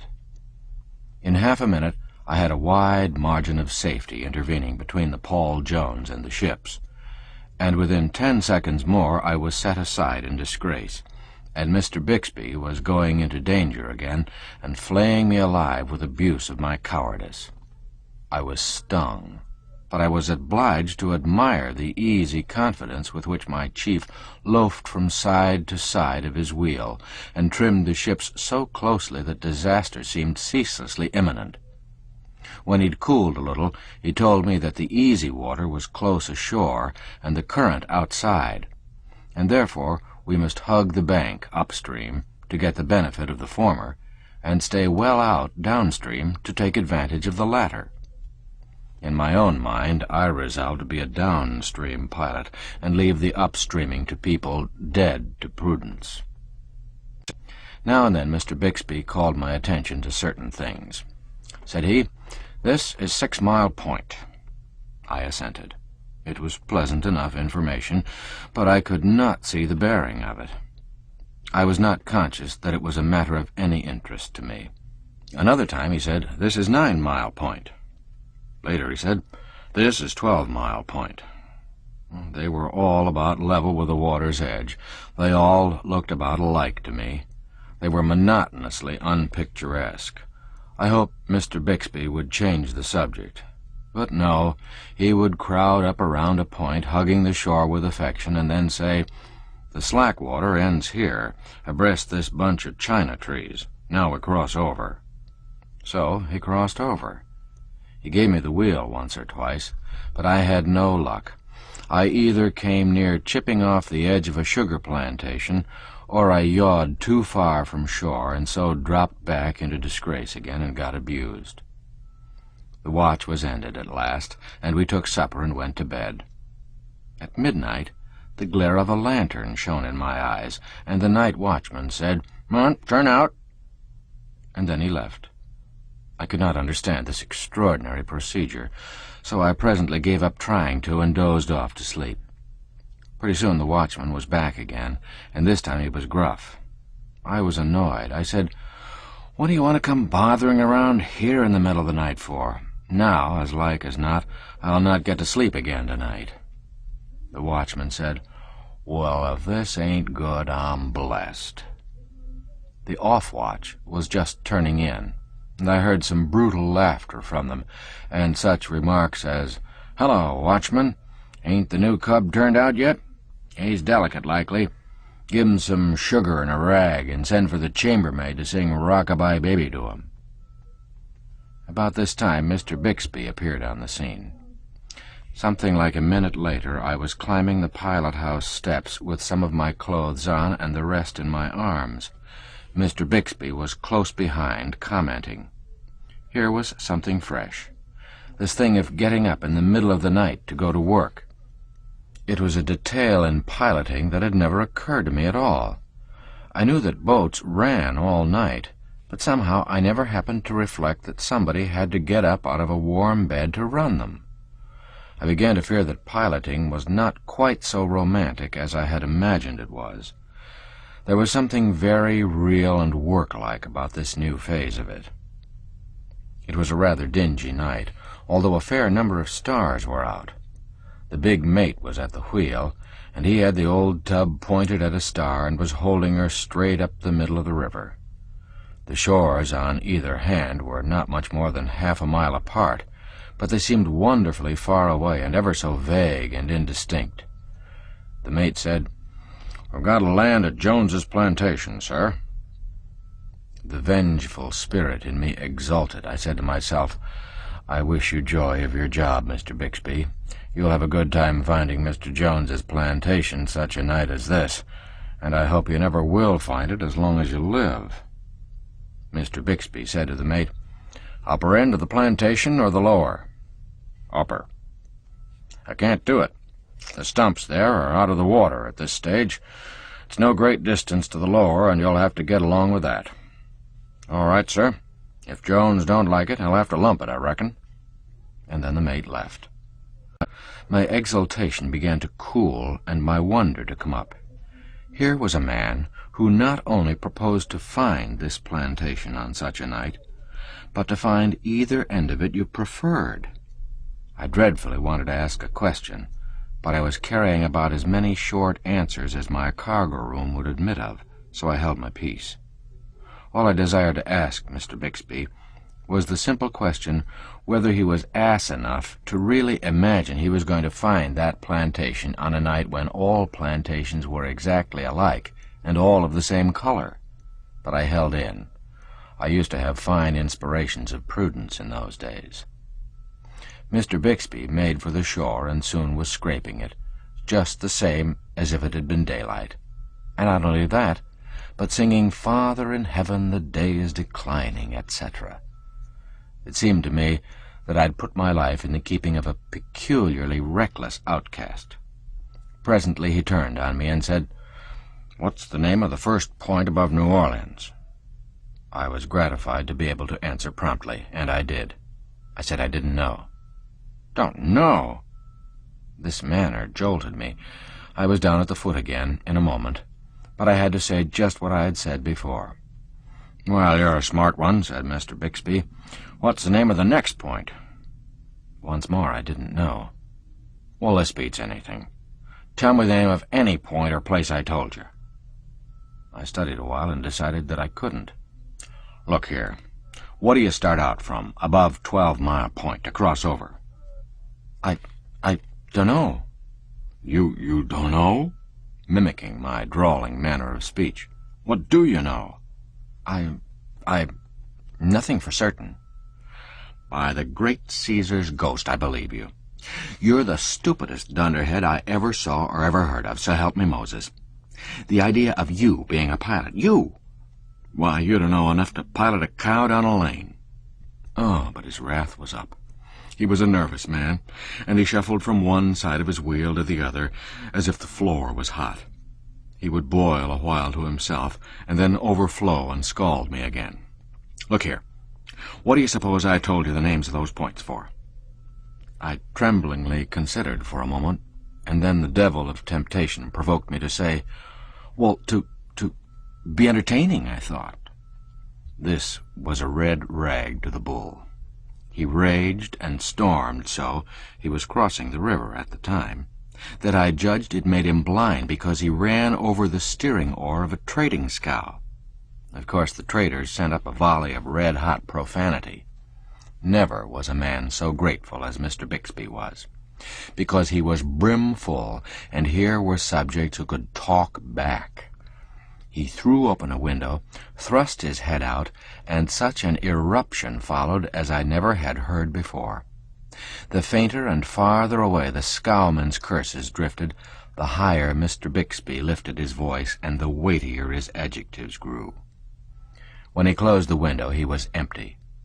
You could have drawn a seine through his system and not caught curses enough to disturb your mother with. Presently he said to me in the gentlest way, "My boy, you must get a little memorandum book, and every time I tell you a thing, put it down right away. There's only one way to be a pilot, and that is to get this entire river by heart. You have to know it just like ABC." That was a dismal revelation to me, for my memory was never loaded with anything but blank cartridges. However, I did not feel discouraged long. I judged that it was best to make some allowances, for doubtless Mr. Bixby was stretching. Presently he pulled a rope and struck a few strokes on the big bell. The stars were all gone now, and the night was as black as ink. I could hear the wheels churn along the bank, and I was not entirely certain that I could see the shore. The voice of the invisible watchman called up from the hurricane deck.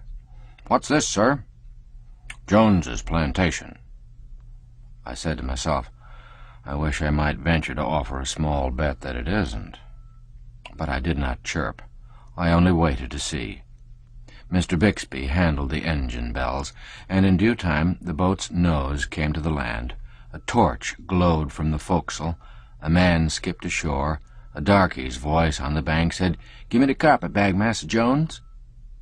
And the next moment we were standing up the river again, all serene. I reflected deeply a while, and then said, but not aloud, "Well, the finding of that plantation was the luckiest accident that ever happened, but it couldn't happen again in 100 years." And I fully believed that it was an accident, too. By the time we had gone 700 or 800 miles up the river, I had learned to be a tolerably plucky upstream steersman, in daylight.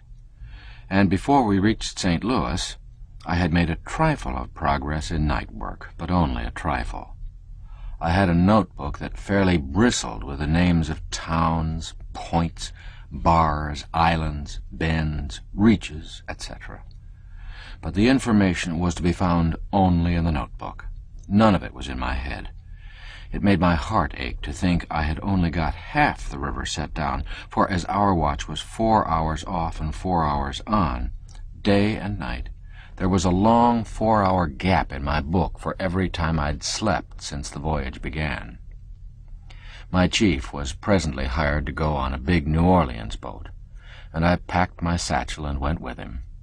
She was a grand affair. When I stood in her pilot-house, I was so far above the water that I seemed perched on a mountain, and her decks stretched so far away, fore and aft, below me, that I wondered how I could ever have considered the little Paul Jones a large craft. There were other differences, too. The Paul Jones's pilot-house was a cheap, dingy, battered rattletrap, cramped for room.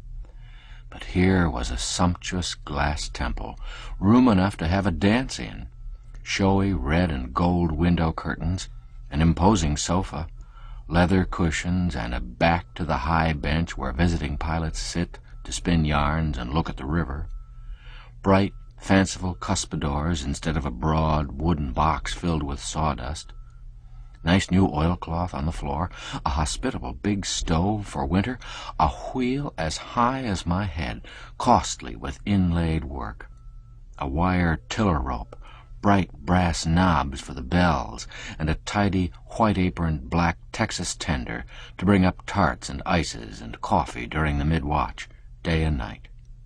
Now this was something like. And so I began to take heart once more, to believe that piloting was a romantic sort of occupation after all. The moment we were under way, I began to prowl about the great steamer and fill myself with joy. She was as clean and as dainty as a drawing-room. When I looked down her long, gilded saloon, it was like gazing through a splendid tunnel. She had an oil picture by some gifted sign-painter on every stateroom door. She glittered with no end of prism-fringed chandeliers. The clerk's office was elegant. The bar was marvelous, and the barkeeper had been barbered and upholstered at incredible cost. The boiler deck, the second story of the boat, so to speak, was as spacious as a church, it seemed to me. So were the forecastle. And there was no pitiful handful of deckhands, firemen, and roustabouts down here, but a whole battalion of men. The fires were fiercely glaring from a long row of furnaces, and over them were 8 huge boilers. This was unutterable pomp. The mighty engines... But enough of this. I had never felt so fine before, and when I found that the regiment of natty servants respectfully served me, my satisfaction was complete. Chapter 7. A Daring Deed. When I returned to the pilot-house, St. Louis was gone, and I was lost. Here was a piece of river which was all down in my book, but I could make neither head nor tail of it. You understand, it was turned around. I'd seen it when coming upstream, but I had never faced about to see how it looked when it was behind me. My heart broke again, for it was plain that I had got to learn this troublesome river both ways. The pilot-house was full of pilots, going down to look at the river. What is called the Upper River, the 200 miles between St. Louis and Carroll, where the Ohio comes in, was low, and the Mississippi changes its channel so constantly that the pilots used to always find it necessary to run down to Carroll to take a fresh look when their boats were to lie in port a week. That is, when the water was at a low stage. A deal of this, looking at the river, was done by poor fellows who seldom had a berth, and whose only hope of getting one lay in their being always freshly posted, and therefore ready to drop into the shoes of some reputable pilot for a single trip, on account of such pilot's sudden illness or some other necessity. And a good many of them constantly ran up and down inspecting the river, not because they ever really hoped to get a berth, but because, they being guests of the boat, it was cheaper to look at the river than stay ashore and pay board. In time these fellows grew dainty in their tastes, and only infested boats that had an established reputation for setting good tables. All visiting pilots were useful, for they were always ready and willing, winter or summer, night or day, to go out in the yawl and help buoy the channel or assist the boat's pilots in any way they could. They were likewise welcomed because all pilots are tireless talkers when gathered together, and, as they talk only about the river, they are always understood and are always interesting. Your true pilot cares nothing about anything on earth but the river, and his pride in his occupation surpasses the pride of kings.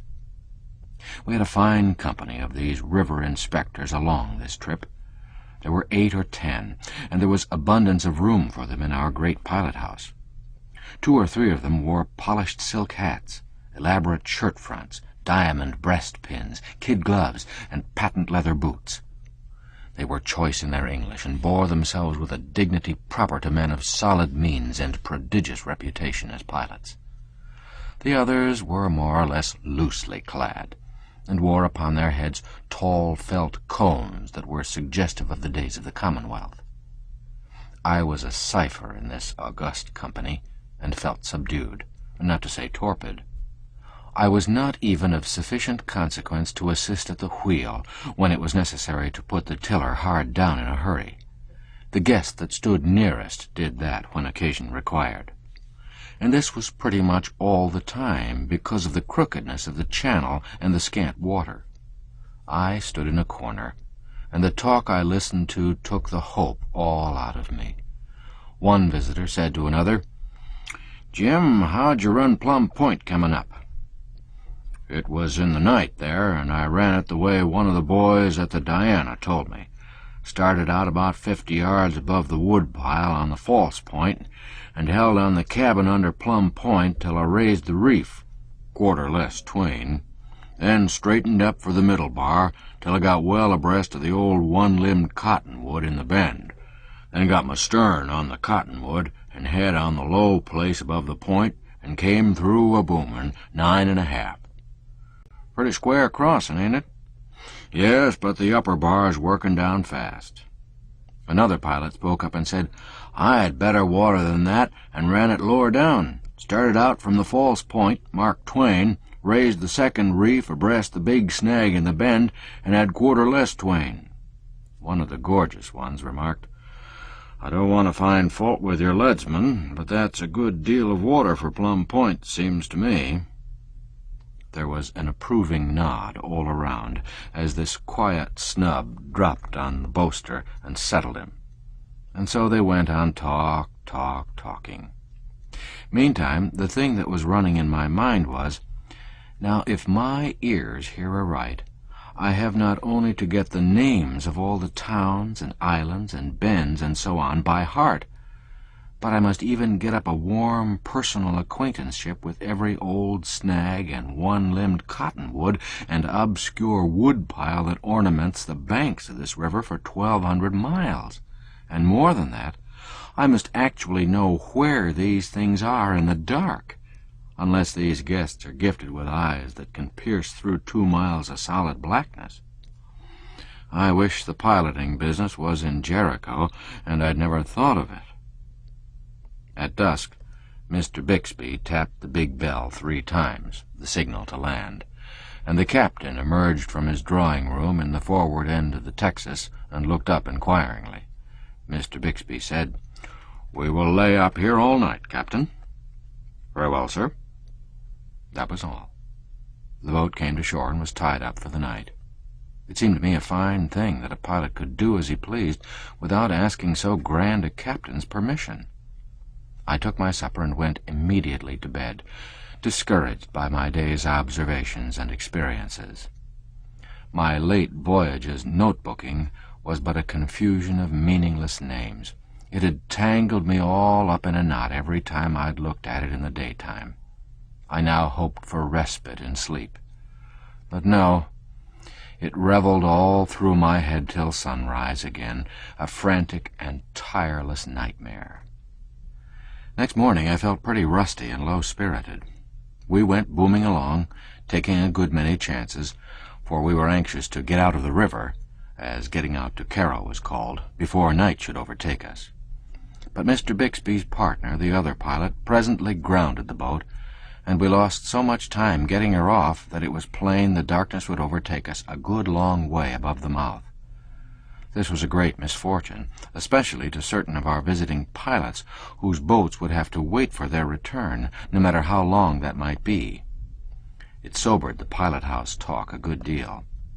Coming upstream, pilots did not mind low water or any kind of darkness.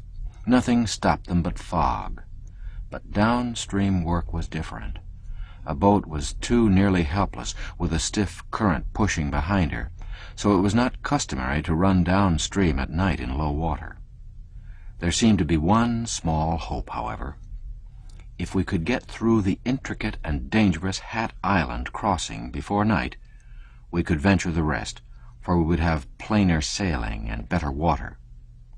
But it would be insanity to attempt Hat Island at night. So there was a deal of looking at watches all the rest of the day, and a constant ciphering upon the speed we were making. Hat Island was the eternal subject. Sometimes hope was high, and sometimes we were delayed in a bad crossing, and down it went again. For hours all hands lay under the burden of this suppressed excitement. It was even communicated to me, and I got to feeling so solicitous about Hat Island, and under such an awful pressure of responsibility, that I wished I might have 5 minutes on shore to draw a good, full, relieving breath and start over again. We were standing no regular watches. Each of our pilots ran such portions of the river as he had run when coming upstream, because of his greater familiarity with it, but both remained in the pilot-house constantly. An hour before sunset, Mr. Bixby took the wheel, and Mr. W. stepped aside. For the next 30 minutes, every man held his watch in his hand, and was restless, silent, and uneasy. At last somebody said, with a doomful sigh, "Well, yonder's Hat Island, and we can't make it." All the watches closed with a snap. Everybody sighed and muttered something about its being too bad, too bad. If only we could have got here half an hour sooner. And the place was thick with the atmosphere of disappointment. Some started to go out, but loitered, hearing no bell tap to land. The sun dipped behind the horizon. The boat went on. Inquiring looks passed from one guest to another, and one, who had his hand on the doorknob and had turned it, waited, then presently took away his hand and let the knob turn back again. We bore steadily down the bend. More looks were exchanged, and nods of surprised admiration, but no words. Insensibly, the men drew together behind Mr. Bixby as the sky darkened, and 1 or 2 dim stars came out. The dead silence and sense of waiting became oppressive. Mr. Bixby pulled the cord, and 2 deep, mellow notes from the big bell floated off on the night. Then a pause, and 1 more note was struck. The watchman's voice followed from the hurricane deck. "Larboard lead, there. Starboard lead." The cries of the leadsmen began to rise out of the distance, and were gruffly repeated by the word-passers on the hurricane deck. "Mark 3, Mark 3, quarter less 3, half Twain, quarter Twain, Mark Twain, quarter less." Mr. Bixby pulled 2 bell ropes, and was answered by faint jinglings far below in the engine-room, and our speed slackened. The steam began to whistle through the gauge cocks. The cries of the leadsmen went on. And it is a weird sound always in the night. Every pilot in the lot was watching now with fixed eyes and talking under his breath. Nobody was calm and easy but Mr. Bixby. He would put his wheel down and stand on a spoke, and as the steamer swung into her, to me, utterly invisible marks, for we seemed to be in the midst of a wide and gloomy sea, he would meet and fasten her there. Out of the murmur of half-audible talk one caught a coherent sentence now and then, such as, "There, she's over the first reef, all right." After a pause, another subdued voice, "Her stern's coming down just exactly right, by George. Now she's in the marks. Over she goes." Somebody else muttered, "Oh, it was done beautiful, beautiful." Now the engines were stopped altogether, and we drifted with the current. Not that I could see the boat drift, for I could not, the stars being all gone by this time. This drifting was the dismalest work. It held one's heart still. Presently I discovered a blacker gloom than that which surrounded us. It was the head of the island. We were closing right down upon it. We entered its deeper shadow, and so imminent seemed the peril that I was likely to suffocate, and I had the strongest impulse to do something, anything, to save the vessel. But still Mr. Bixby stood by his wheel, silent, intent as a cat, and all the pilots stood shoulder to shoulder at his back. "She'll not make it," somebody whispered. The water grew shoaler and shoaler by the leadsmen's cries, till it was down to 8.5, 8 feet, 8 feet, 7, and Mr. Bixby said warningly through his speaking tube to the engineer, "Stand by now." "Aye, sir." 7.5, 7 feet, 6, and we touched bottom. Instantly Mr. Bixby set a lot of bells ringing, shouted through the tube, "Now, let her have it, every ounce you got." Then to his partner, "Put her hard down, snatch her, snatch her." The boat rasped and ground her way through the sand, hung upon the apex of disaster a single tremendous instant, and then over she went. And such a shout as went up at Mr. Bixby's back never loosened the roof of a pilot-house before. There was no more trouble after that. Mr. Bixby was a hero that night, and it was some little time, too, before his exploits ceased to be talked about by rivermen. Fully to realize the marvelous precision required in laying the great steamer in her marks in that murky waste of water, one should know that not only must she pick her intricate way through snags and blind reefs, and then shave the head of the island so closely as to brush the overhanging foliage with her stern, but at one place she must pass almost within arm's reach of a sunken and invisible wreck that would snatch the hull timbers from under her if she should strike it and destroy $250,000 worth of steamboat and cargo in 5 minutes, and maybe 150 human lives into the bargain. The last remark I heard that night was a compliment to Mr. Bixby, uttered in soliloquy and with unction by one of our guests. He said, "By the shadow of death, but he's a lightning pilot." Chapter 8. Perplexing Lessons. At the end of what seemed a tedious while, I had managed to pack my head full of islands, towns, bars, points, and bends, and a curiously inanimate mass of lumber it was, too. However, inasmuch as I could shut my eyes and reel off a good long string of these names without leaving out more than 10 miles of river in every 50, I began to feel that I could take a boat down to New Orleans if I could make her skip those little gaps. But of course my complacency could hardly get start enough to lift my nose a trifle into the air, before Mr. Bixby would think of something to fetch it down again. One day he turned on me suddenly with this settler. "What is the shape of Walnut Bend?" He might as well have asked me my grandmother's opinion of protoplasm. I reflected respectfully, and then said I didn't know it had any particular shape. My gunpowdery chief went off with a bang, of course, and then went on loading and firing until he was out of adjectives.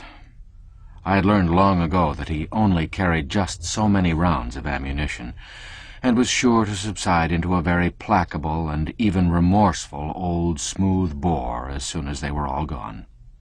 That word old is merely affectionate. He was not more than 34.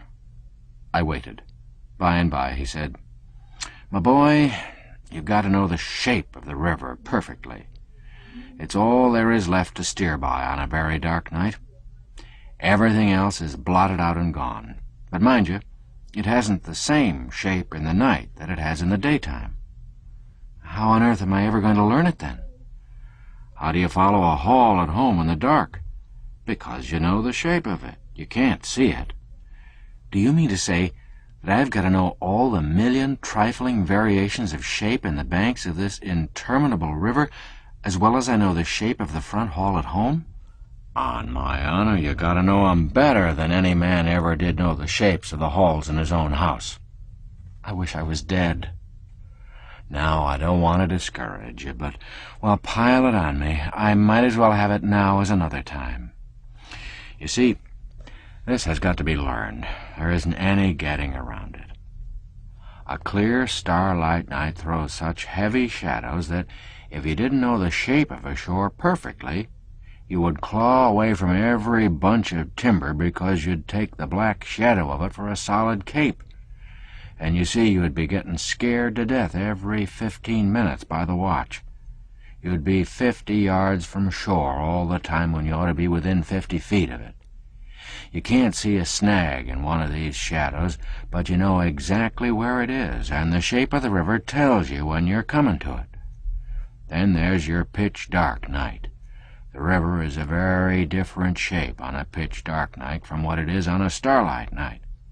All shores seem to be straight lines then, and mighty dim ones, too. And you'd run them for straight lines, only you know better. You boldly drive your boat right into what seems to be a solid, straight wall, you knowing very well that in reality there's a curve there. And that wall falls back and makes way for you. Then there's your gray mist.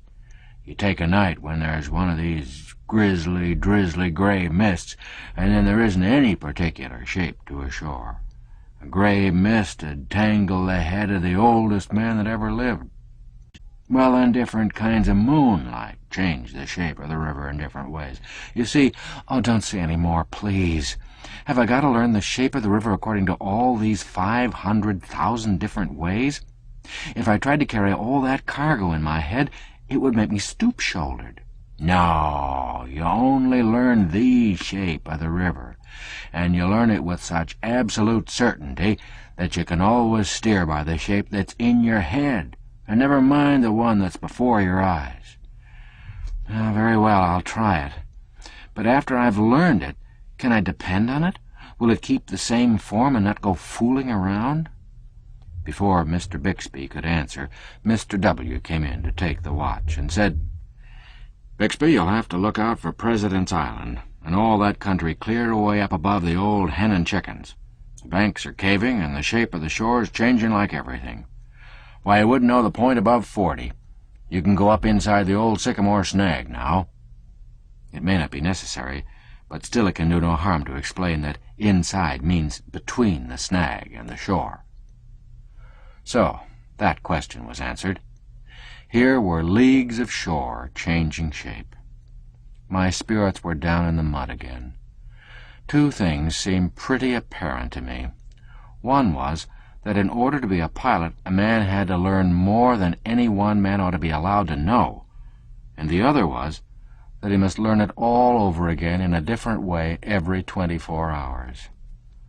That night we had the watch until 12.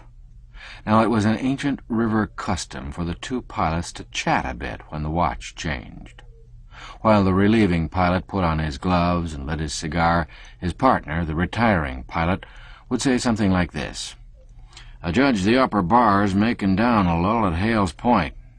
Headquarter Twain with the lower lead and Mark Twain with the other." Mark Twain is 2 fathoms. Quarter Twain is 2 1/4 fathoms, 13.5 feet. Mark III is 3 fathoms. "Yes, I thought it was making down a little last trip. Meet any boats?" "Met one abreast of the head of 21, but she was away over hugging the bar, and I couldn't make her out entirely. I took her for the sunny south, hadn't any skylights forward to the chimneys." And so on. And as the relieving pilot took the wheel, his partner is technical for the other pilot, would mention that we were in such and such a bend and say we were abreast of such and such a man's woodyard or plantation. This was courtesy. I supposed it was necessity. But Mr. W. came on watch full 12 minutes late on this particular night, a tremendous breach of etiquette. In fact, it is the unpardonable sin among pilots. So Mr. Bixby gave him no greeting whatever, but simply surrendered the wheel and marched out of the pilot-house without a word. I was appalled. It was a villainous night for blackness. We were in a particularly wide and blind part of the river, where there was no shape or substance to anything, and it seemed incredible that Mr. Bixby should have left the poor fellow to kill the boat, trying to find out where he was. But I resolved that I would stand by him anyway. He should find that he was not wholly friendless. So I stood around and waited to be asked where we were. But Mr. W. plunged on serenely through the solid firmament of black cats that stood for an atmosphere, and never opened his mouth. Here's a proud devil, thought I. Here's a limb of Satan that would rather send us all to destruction than put himself under obligations to me, because I am not yet one of the salt of the earth and privileged to snub captains and lord it over everything dead and alive in a steamboat. I presently climbed up on the bench. I did not think it was safe to go to sleep while this lunatic was on watch. However, I must have gone to sleep in the course of time, because the next thing I was aware of was the fact that day was breaking, Mr. W. gone, and Mr. Bixby at the wheel again. So it was 4 o'clock and all well. But me, I felt like a skinful of dry bones, and all of them trying to ache at once. Mr. Bixby asked me what I had stayed up there for. I confessed that it was to do Mr. W. a benevolence, tell him where he was. It took 5 minutes for the entire preposterousness of the thing to filter into Mr. Bixby's system, and then I judge it filled him nearly up to the chin, because he paid me a compliment, and not much of a one either. He said, "Well, taking you by and large, you do seem to be more different kinds of an ass than any creature I ever saw before. What do you suppose he wanted to know for?" I said I thought it might be a convenience to him. "Convenience, damnation! Didn't I tell you that a man's got to know the river in the night the same as he'd know his own front hall?" "Well, I can follow the front hall in the dark if I know it is the front hall. But suppose you set me down in the middle of it in the dark and not tell me which hall it is. How am I to know?" "Well, you've got to on the river." "All right, then I'm glad I never said anything to Mr. W." "I should say so.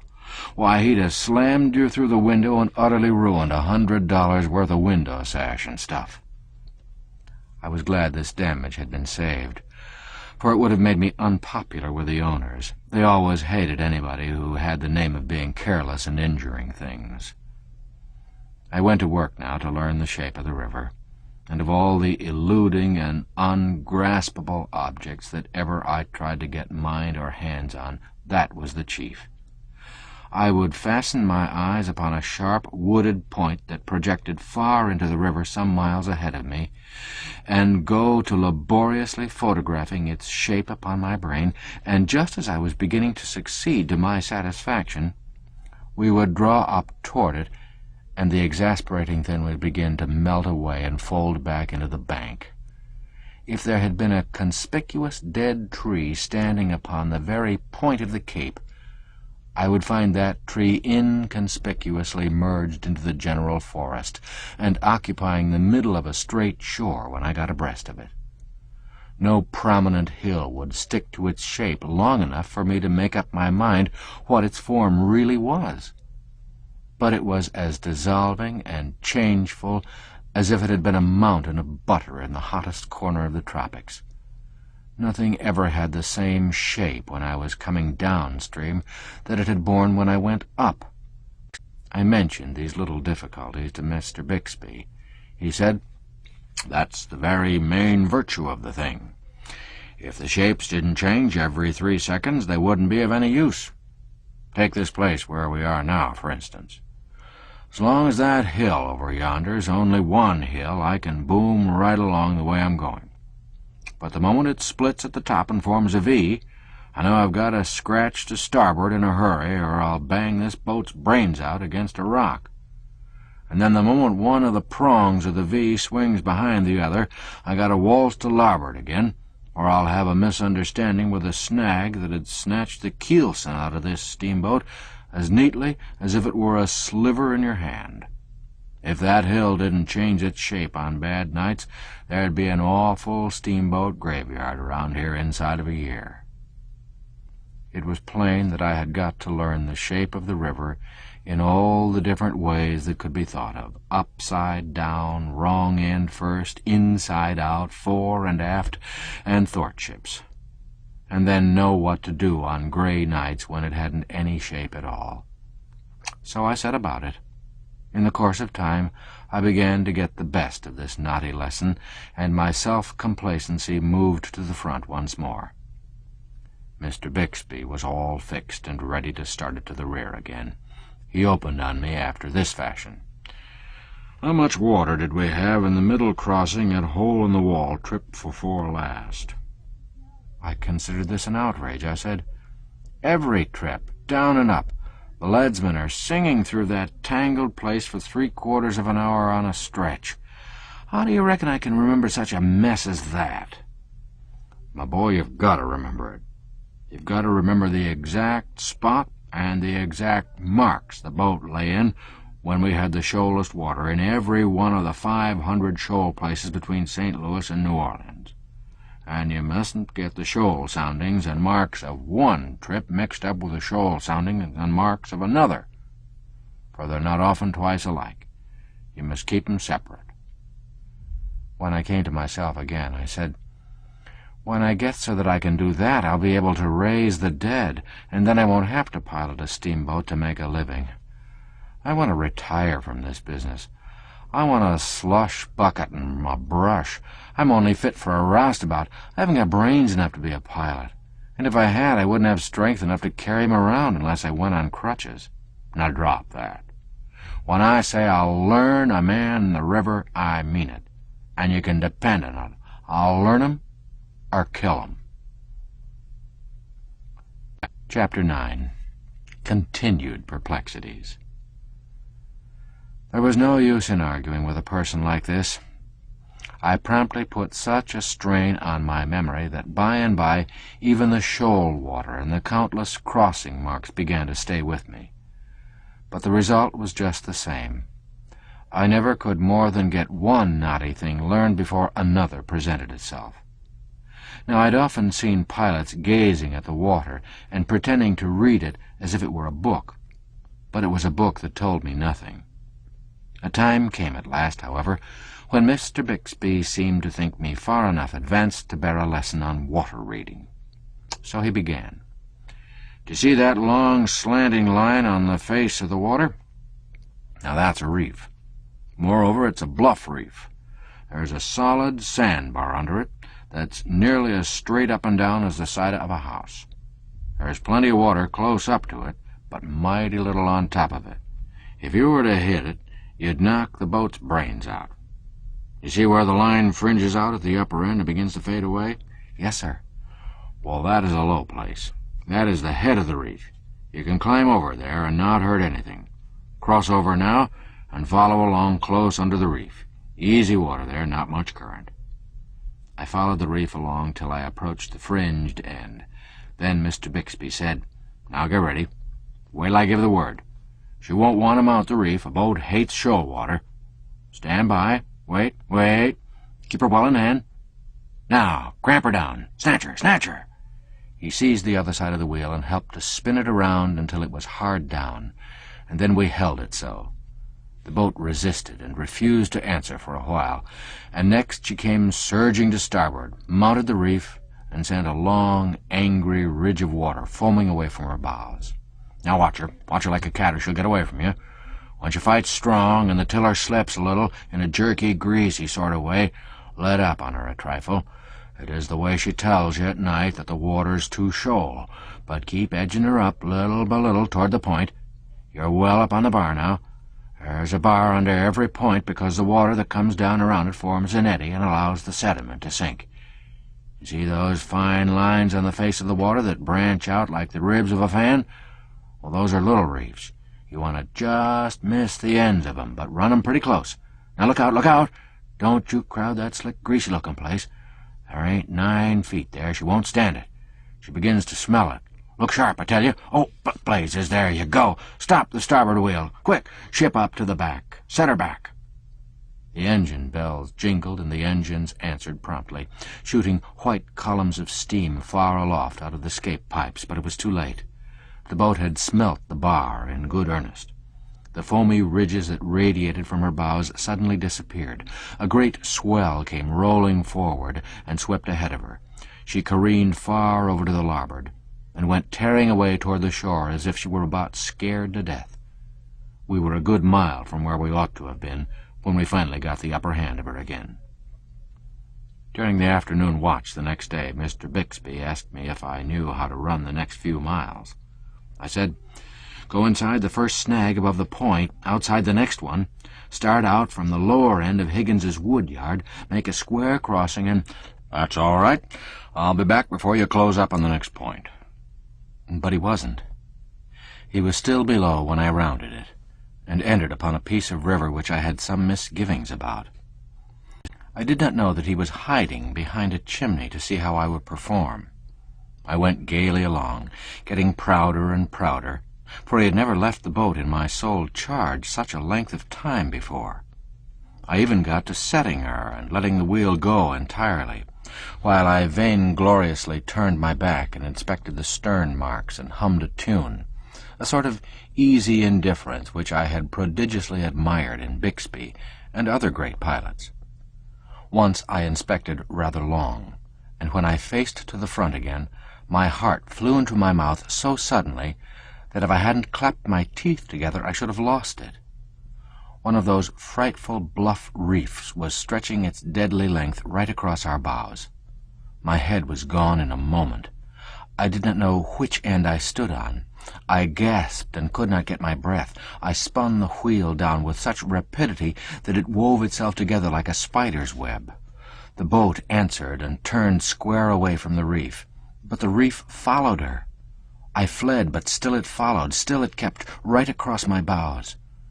I never looked to see where I was going. I only fled. The awful crash was imminent. Why didn't that villain come? If I committed the crime of ringing a bell, I might get thrown overboard. But better that than kill the boat. So in blind desperation I started such a rattling shivaree down below as never had astounded an engineer in this world before, I fancy. Amidst the frenzy of the bells, the engines began to back and fill in a curious way, and my reason forsook its throne. We were about to crash into the woods on the other side of the river. Just then Mr. Bixby stepped calmly into view on the hurricane deck. My soul went out to him in gratitude. My distress vanished. I would have felt safe on the brink of Niagara with Mr. Bixby on the hurricane deck. He blandly and sweetly took his toothpick out of his mouth between his fingers, as if it were a cigar. We were just in the act of climbing an overhanging big tree, and the passengers were scudding astern like rats, and lifted up these commands to me ever so gently. "Stop the starboard, stop the larboard, set her back on both." The boat hesitated, halted, pressed her nose among the bows a critical instant, then reluctantly began to back away. "Stop the larboard, come ahead on it. Stop the starboard, come ahead on it. Point her for the bar." I sailed away as serenely as a summer's morning. Mr. Bixby came in and said, with mock simplicity, "When you have a hail, my boy, you ought to tap the big bell 3 times before you land so the engineers can get ready." I blushed under the sarcasm and said I hadn't any hail. "Ah, then it was for wood, I suppose. The officer of the watch will tell you when he wants wood up." I went on consuming and said I wasn't after wood. "Indeed? Why, what could you want over here in the bend, then? Did you ever know of a boat following a bend upstream at this stage of the river?" "No, sir, and I wasn't trying to follow it. I was getting away from a bluff reef." "No, it wasn't a bluff reef. There isn't one within 3 miles of where you were." "But I saw it. It was as bluff as the one yonder." "Just about. Run over it." "Do you give it as an order?" "Yes, run over it." "If I don't, I wish I may die." "All right. I am taking the responsibility." I was just as anxious to kill the boat now as I had been to save it before. I impressed my orders upon my memory to be used at the inquest, and made a straight break for the reef. As it disappeared under our bows, I held my breath, but we slid over it like oil. Now, don't you see the difference? Wasn't anything but a wind reef. The wind does that. "So I see. But it's exactly like a bluff reef. How am I ever going to tell them apart?" "I can't tell you. It's an instinct. By and by you'll just naturally know one from the other. But you never will be able to explain why or how you knew 'em apart." It turned out to be true. The Face of the Water, in time, became a wonderful book. A book that was a dead language to the uneducated passenger, but which told its mind to me without reserve, delivering its most cherished secrets as if it uttered them with a voice. And it was not a book to be read once and thrown aside, for it had a new story to tell every day. Throughout the long 1,200 miles there was never a page that was void of interest, never one that you could leave unread without loss, never one you would want to skip, thinking you could find higher enjoyment in some other thing. There never was so wonderful a book written by man, never one whose interest was so absorbing, so unflagging, so sparklingly renewed with every perusal. The passenger who could not read it was charmed with a peculiar sort of faint dimple on its surface, on the rare occasions when he did not overlook it altogether.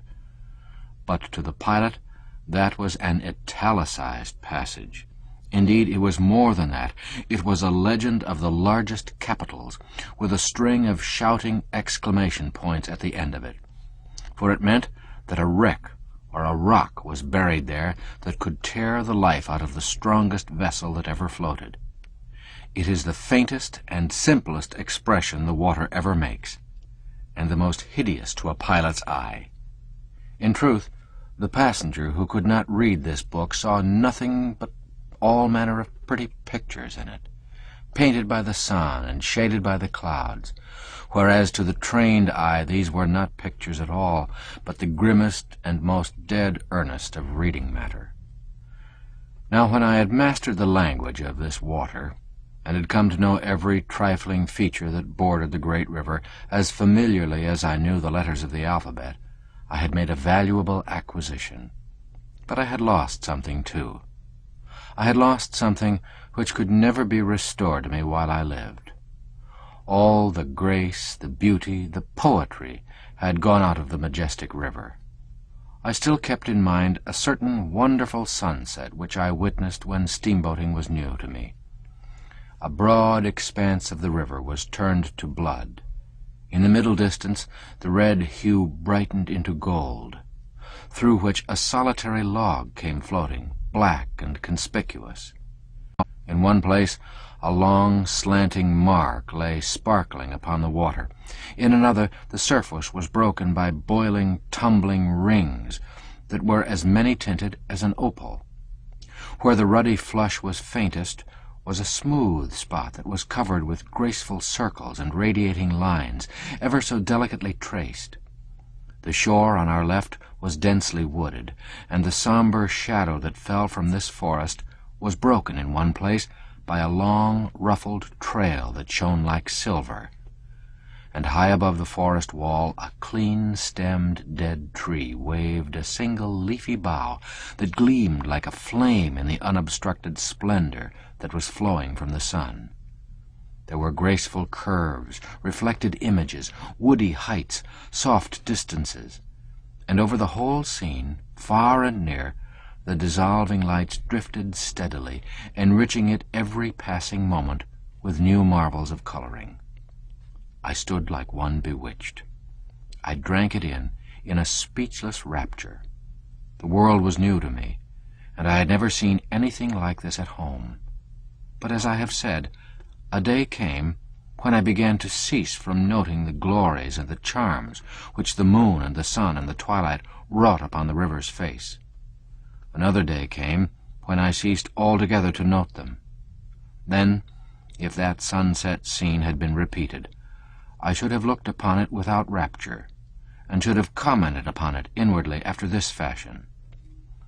This sun means that we are going to have wind tomorrow. That floating log means that the river is rising, small thanks to it. That slanting mark on the water refers to a bluff reef which is going to kill somebody's steamboat one of these nights, if it keeps on stretching out like that. Those tumbling boils show a dissolving bar and a changing channel there. The lines and circles in the slick water over yonder are a warning that troublesome place is shoaling up dangerously. That silver streak in the shadow of the forest is the break from a new snag, and he has located himself in the very best place he could have found to fish for steamboats. That tall, dead tree with a single living branch is not going to last long, and then how is a body ever going to get through this blind place at night without the friendly old landmark? No, the romance and beauty were all gone from the river. All the value any feature of it had for me now was the amount of usefulness it could furnish toward compassing the safe piloting of a steamboat. Since those days, I have pitied doctors from my heart. What does the lovely flush in a beauty's cheek mean to a doctor but a break that ripples above some deadly disease? Are not all her visible charms sown thick with what are to him the signs and symbols of hidden decay? Does he ever see her beauty at all? Or doesn't he simply view her professionally, and comment upon her unwholesome condition all to himself? And doesn't he sometimes wonder whether he has gained most or lost most by learning his trade? This ends Disc 2. Life on the Mississippi, Disc 3. Chapter 10. Completing My Education. Whosoever has done me the courtesy to read my chapters which have preceded this may possibly wonder that I deal so minutely with piloting as a science. It was the prime purpose of those chapters, and I am not quite done yet. I wish to show in the most patient and painstaking way what a wonderful science it is. Ship channels are buoyed and lighted, and therefore it is a comparatively easy undertaking to learn to run them. Clear-water rivers with gravel bottoms change their channels very gradually, and therefore one needs to learn them but once. But piloting becomes another matter when you apply it to vast streams like the Mississippi and the Missouri, whose alluvial banks cave and change constantly, whose snags are always hunting up new quarters, whose sandbars are never at rest, whose channels are forever dodging and shirking, and whose obstructions must be confronted in all nights and all weathers without the aid of a single lighthouse or a single buoy, for there is neither light nor buoy to be found anywhere in all this 3,000 or 4,000 miles of villainous river. At least this was true at the time referred to. It is not true now, in 1882.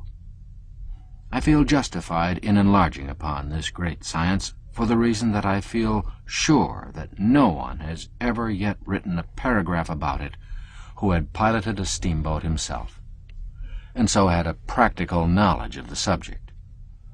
If the theme was hackneyed, I should be obliged to deal gently with the reader. But since it is wholly new, I have felt at liberty to take up a considerable degree of room with it. When I had learned the name and position of every visible feature of the river, when I had so mastered its shape that I could shut my eyes and trace it from St. Louis to New Orleans, when I had learned to read the face of the water as one would cull the news from the morning paper, and finally, when I had trained my dull memory to treasure up an endless array of soundings and crossing marks, and keep fast hold on them, I judged that my education was complete. So I got to tilting my cap to the side of my head and wearing a toothpick in my mouth at the wheel. Mr. Bixby had his eye on these airs. One day he said, "What is the height of that bank yonder at Burgess's?" "How can I tell, sir? It's 3/4 of a mile away." "Very poor eye, very poor. Take the glass." I took the glass and presently said, "I can't tell. I suppose that the bank is about 1.5 feet high." "1.5 feet? That's a 6-foot bank. How high was the bank along here last trip?" "I don't know. I never noticed." "You didn't? Well, you must always do it hereafter." "Why?" "Because you'll have to know a good many things that it tells you. For one thing, it tells you the stage of the river. It tells you whether there's more water or less in the river along here than there was last trip." "The leads tell me that." I rather thought I had the advantage of him there. "Yes, but suppose the leads lie. The bank would tell you so, and then you'd stir those leadsmen up a bit. There was a 10-foot bank here last trip, and there's only a 6-foot bank here now. What does that signify?" "That the river is 4 feet higher than it was last trip." "Very good. Is the river rising or falling?" "Rising." "No, it ain't."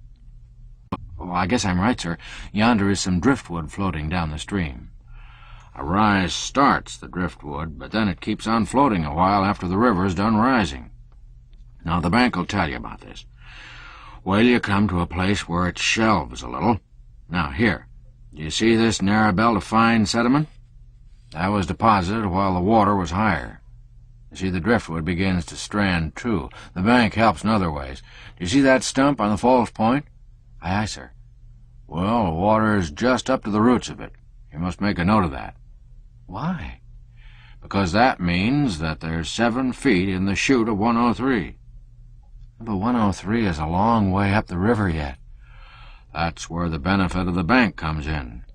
There's water enough in 103 now, yet there may not be by the time we get there.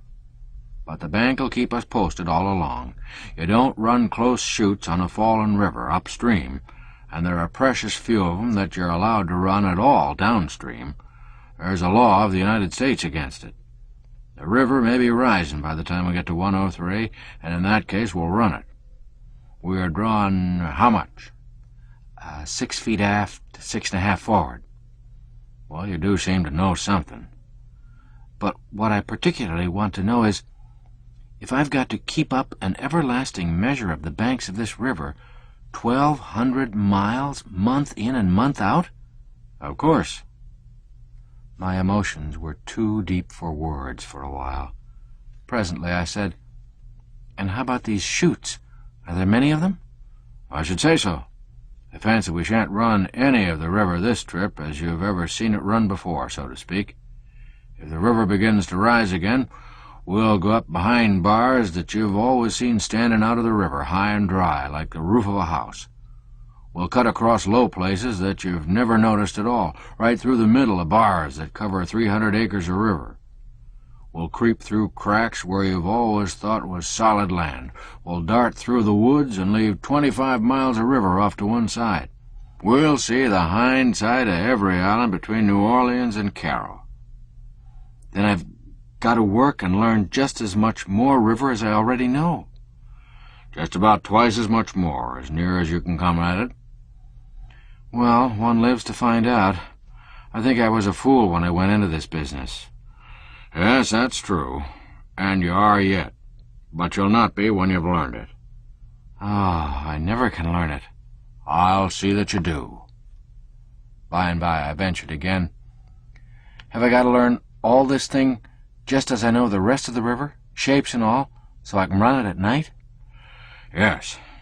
And you gotta have good, fair marks from one end of the river to the other. That'll help the bank tell you when there's water enough in each of these countless places, like that stump, you know. When the river first begins to rise, you can run half a dozen of the deepest of them. When it rises a foot more, you can run another dozen. The next foot will add a couple of dozen, and so on. So you see, you have to know your banks and marks to a dead moral certainty and never get 'em mixed. For when you start through one of those cracks, there's no backing out again, as there is in the big river. You got to go through, or stay there 6 months if you get caught on the fallen river. There are about 50 of these cracks, which you can't run at all except when the river's brimful and over the banks. This new lesson is a cheerful prospect. Cheerful enough.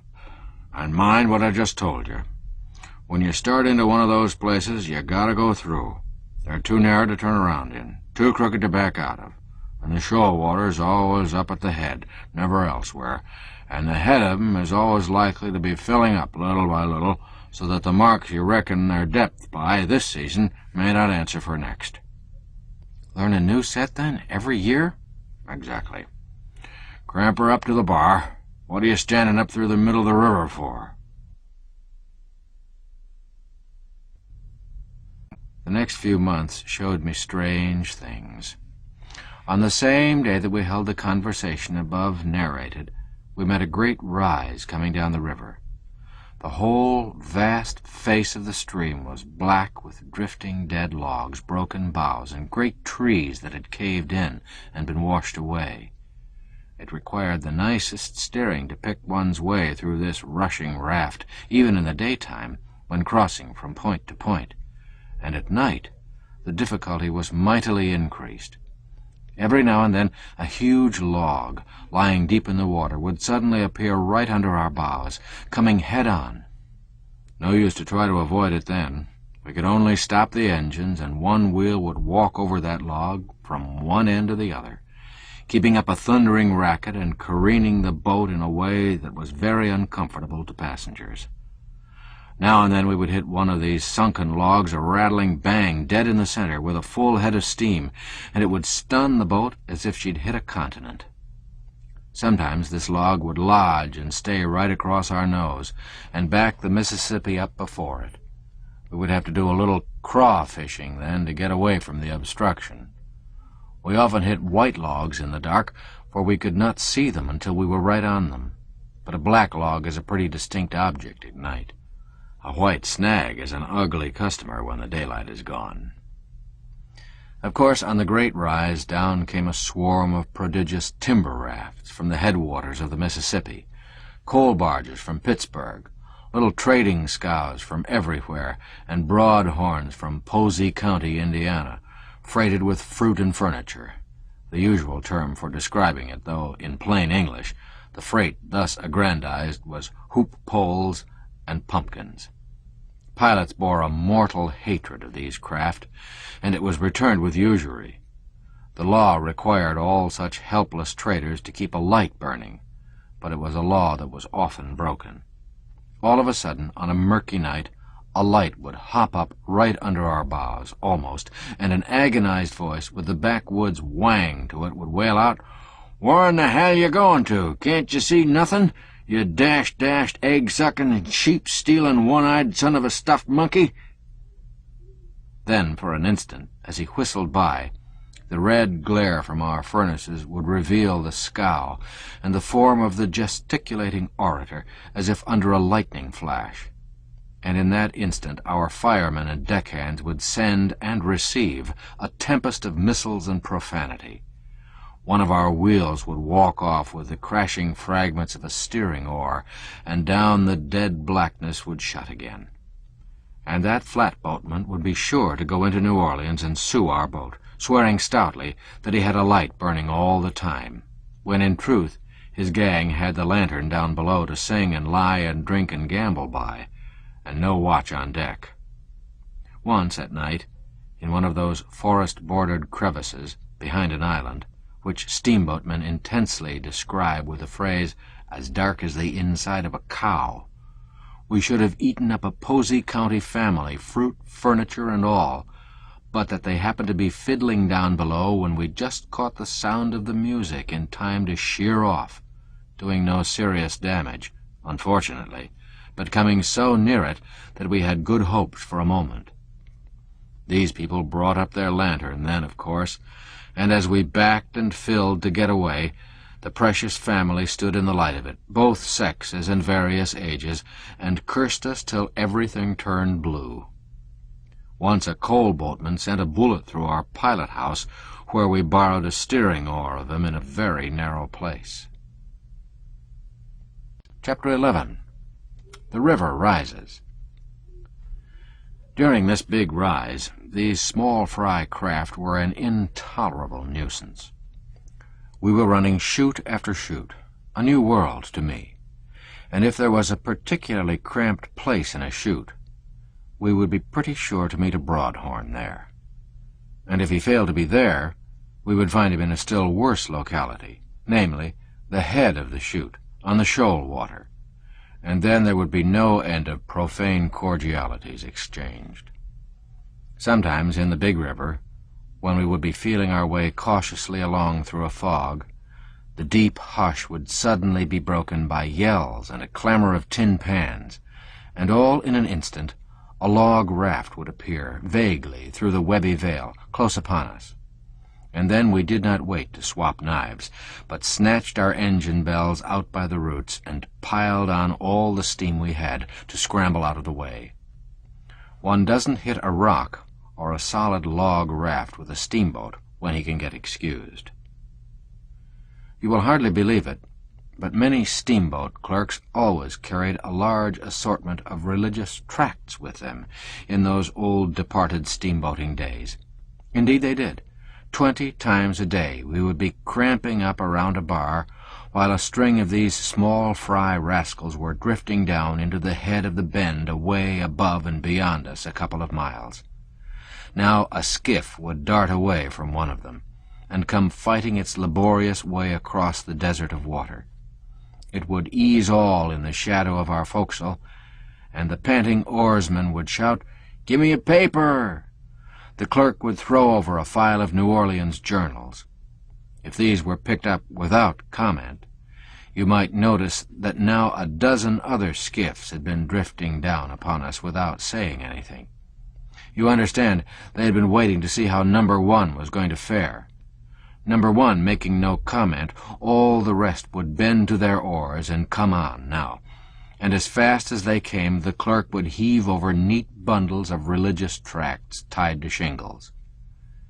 The amount of hard swearing which 12 packages of religious literature will command when impartially divided up among 12 raftsmen's crews who have pulled a heavy skiff 2 miles on a hot day to get them, is simply incredible. As I have said, the big rise brought a new world under my vision. By the time the river was over its banks, we had forsaken our old paths and were hourly climbing over bars that had stood 10 feet out of the water before.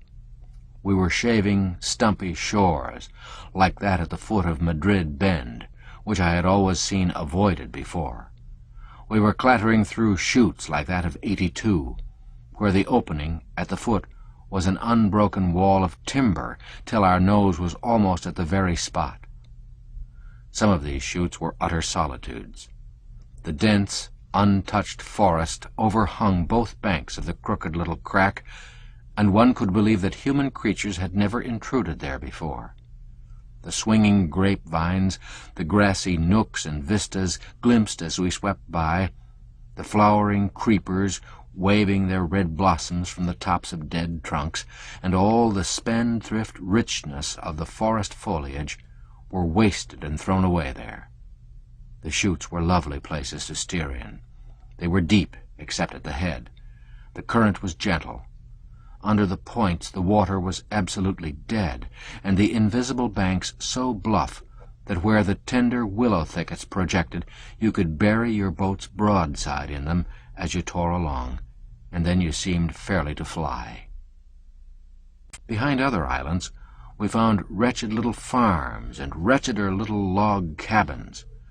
There were crazy rail fences sticking a foot or two above the water, with one or two jean-clad, chills-racked, yellow-faced male miserables roosting on the top rail, elbows on knees, jaws in hands, grinding tobacco and discharging the result at floating chips through the crevices left by lost teeth, while the rest of the family and the few farm animals were huddled together in an empty wood flat, riding at her moorings close at hand. In this flatboat the family would have to cook and eat and sleep for a lesser or greater number of days, or possibly weeks, until the river should fall 2 or 3 feet and let them get back to their log cabins and their chills again. Chills being a merciful provision of an all-wise Providence to enable them to take exercise without exertion. And this sort of watery camping out was a thing which these people were rather liable to be treated to a couple of times a year, by the December rise out of the Ohio and the June rise out of the Mississippi. And yet these were kindly dispensations, for they at least enabled the poor things to rise from the dead now and then and look upon life when a steamboat went by. They appreciated the blessing, too, for they spread their mouths and eyes wide open and made the most of these occasions. Now what could these banished creatures find to do to keep from dying of the blues during the low water season? Once, in one of these lovely island chutes, we found our course completely bridged by a great fallen tree. This will serve to show how narrow some of the chutes were. The passengers had an hour's recreation in a virgin wilderness, while the boat hands chopped the bridge away, for there was no such thing as turning back, you comprehend. From Cairo to Baton Rouge, when the river is over its banks, you have no particular trouble in the night, for the 1,000-mile wall of dense forest that guards the 2 banks all the way is only gapped with a farm or woodyard opening at intervals, and so you can't get out of the river much easier than you could get out of a fenced lane. But from Baton Rouge to New Orleans it is a different matter. The river is more than a mile wide and very deep, as much as 200 feet in places. Both banks, for a good deal over 100 miles, are shorn of their timber and bordered by continuous sugar plantations, with only here and there a scattering sapling or a row of ornamental china trees. The timber is shorn off clear to the rear of the plantations, from 2 to 4 miles. When the first frost threatens to come, the planters snatch off their crops in a hurry. When they have finished grinding the cane, they form the refuse of the stalks, which they call bagasse, into great piles and set them on fire, though in other sugar countries the bagasse is used for fuel in the furnaces of the sugar mills. Now the piles of damp bagasse burn slowly and smoke like Satan's own kitchen. An embankment 10 or 15 feet high guards both banks of the Mississippi all the way down that lower end of the river, and this embankment is set back from the edge of the shore from 10 to perhaps 100 feet, according to circumstances. Say 30 or 40 feet as a general thing. Fill that whole region with an impenetrable gloom of smoke from 100 miles of burning bagasse piles when the river is over the banks, and turn a steamboat loose along there at midnight and see how she will feel. And see how you will feel, too. You find yourself away out in the middle of a vague, dim sea that is shoreless, that fades out and loses itself in the murky distances, for you cannot discern the thin rib of embankment, and you're always imagining you see a straggling tree when you don't. The plantations themselves are transformed by the smoke, and look like a part of the sea. All through your watch you are tortured with the exquisite misery of uncertainty. You hope you are keeping in the river, but you do not know. All that you are sure about is that you are likely to be within 6 feet of the bank and destruction when you think you are a good half-mile from shore. And you are sure also that if you chance suddenly to fetch up against the embankment and topple your chimneys overboard, you will have the small comfort of knowing that it is about what you were expecting to do. One of the great Vicksburg packets darted out into a sugar plantation one night at such a time, and had to stay there a week. But there was no novelty about it. It had often been done before. I thought I had finished this chapter, but I wish to add a curious thing while it's in my mind. It's only relevant in that it is concerned with piloting. There used to be an excellent pilot on the river, a Mr. X, who was a somnambulist. It was said that if his mind was troubled about a bad piece of river, he was pretty sure to get up and walk in his sleep and do strange things. He was once a fellow pilot for a trip or two with George Ealer on a great New Orleans passenger packet. During a considerable part of the first trip, George was uneasy, but got over it by and by, as X seemed content to stay in his bed when asleep. Late one night, the boat was approaching Helena, Arkansas. The water was low, and the crossing above the town in a very blind and tangled condition. X had seen the crossing since Ealer had, and as the night was particularly drizzly, sullen, and dark, Ealer was considering whether he had not better have X called to assist in running the place, when the door opened and X walked in. Now, on very dark nights, light is a deadly enemy to piloting. You are aware that if you stand in a lighted room on such a night, you cannot see things in the street to any purpose. But if you put out the lights and stand in the gloom, you can make out objects in the street pretty well. So, on very dark nights, pilots do not smoke. They allow no fire in the pilot-house stove if there is a crack which can allow the least ray to escape. They order the furnaces to be curtained with huge tarpaulins, and the skylights to be closely blinded. Then no light whatever issues from the boat. The undefinable shape that now entered the pilot-house had Mr. X's voice. This said, "Let me take her, George. I've seen this place since you have, and it's so crooked that I reckon I can run it myself easier than I could tell you how to do it." "That's kind of you, and I swear I am willing. I haven't got another drop of perspiration left in me. I've been spinning around and around the wheel like a squirrel. It's so dark I can't tell which way she's swinging till she's coming around like a whirligig." So Ealer took a seat on the bench, panting and breathless. The black phantom assumed the wheel without saying anything, steadied the waltzing steamer with a turn or two, and then stood at ease, coaxing her a little to this side and then to that, as gently and as sweetly as if the time had been noonday. When Ealer observed this marvel of steering, he wished he'd not confessed. He stared and wondered, and finally said, "Well, I thought I knew how to steer a steamboat, but that was another mistake of mine." X said nothing, but went serenely on with his work. He rang for the leads. He rang to slow down the steam. He worked the boat carefully and neatly into invisible marks, then stood at the center of the wheel and peered blandly out into the blackness, fore and aft, to verify his position. As the leads shoaled more and more, he stopped the engines entirely, and the dead silence and suspense of drifting followed. When the shoalest water was struck, he cracked on the steam, carried her handsomely over, and then began to work her warily into the next system of shoal marks. The same patient, heedful use of leads and engines followed. The boat slipped through without touching bottom, and entered upon the third and last intricacy of the crossing. Imperceptibly she moved through the gloom, crept by inches into her marks, drifted tediously till the shoalest water was cried, and then, under a tremendous head of steam, went swinging over the reef and away into deep water and safety.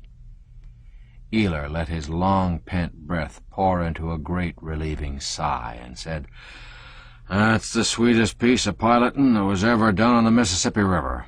I wouldn't believe it could be done if I hadn't seen it." There was no reply, and he added, "Just hold her 5 minutes longer, partner, and let me run down and get a cup of coffee." A minute later, Ealer was biting into a pie down in the Texas and comforting himself with coffee. Just then the night watchman happened in, and was about to happen out again when he noticed Eeylar and exclaimed, "Who's at the wheel, sir?" "X."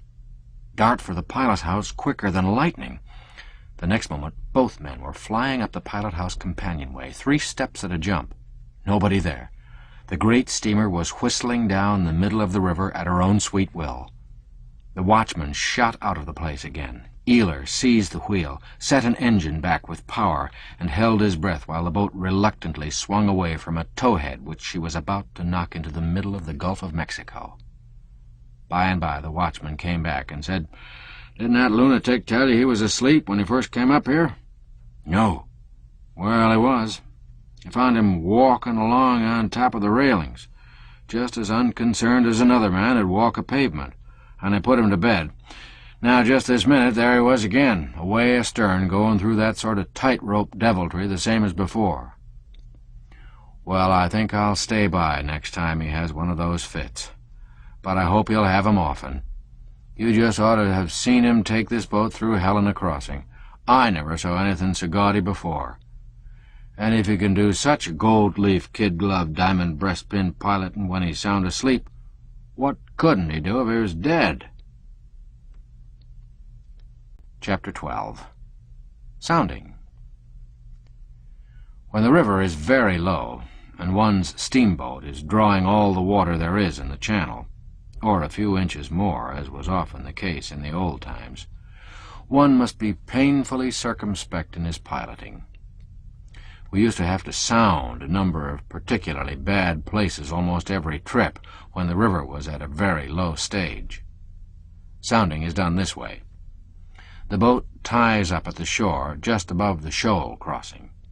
The pilot, not on watch, takes his cub or steersman and a picked crew of men, sometimes an officer also, and goes out in the yawl, provided the boat has not that rare and sumptuous luxury, a regularly devised sounding boat, and proceeds to hunt for the best water, the pilot on duty watching his movements through a spyglass meantime, and in some instances assisting by signals of the boat's whistle, signifying "try higher up" or "try lower down," for the surface of the water, like an oil painting, is more expressive and intelligible when inspected from a little distance than very close at hand.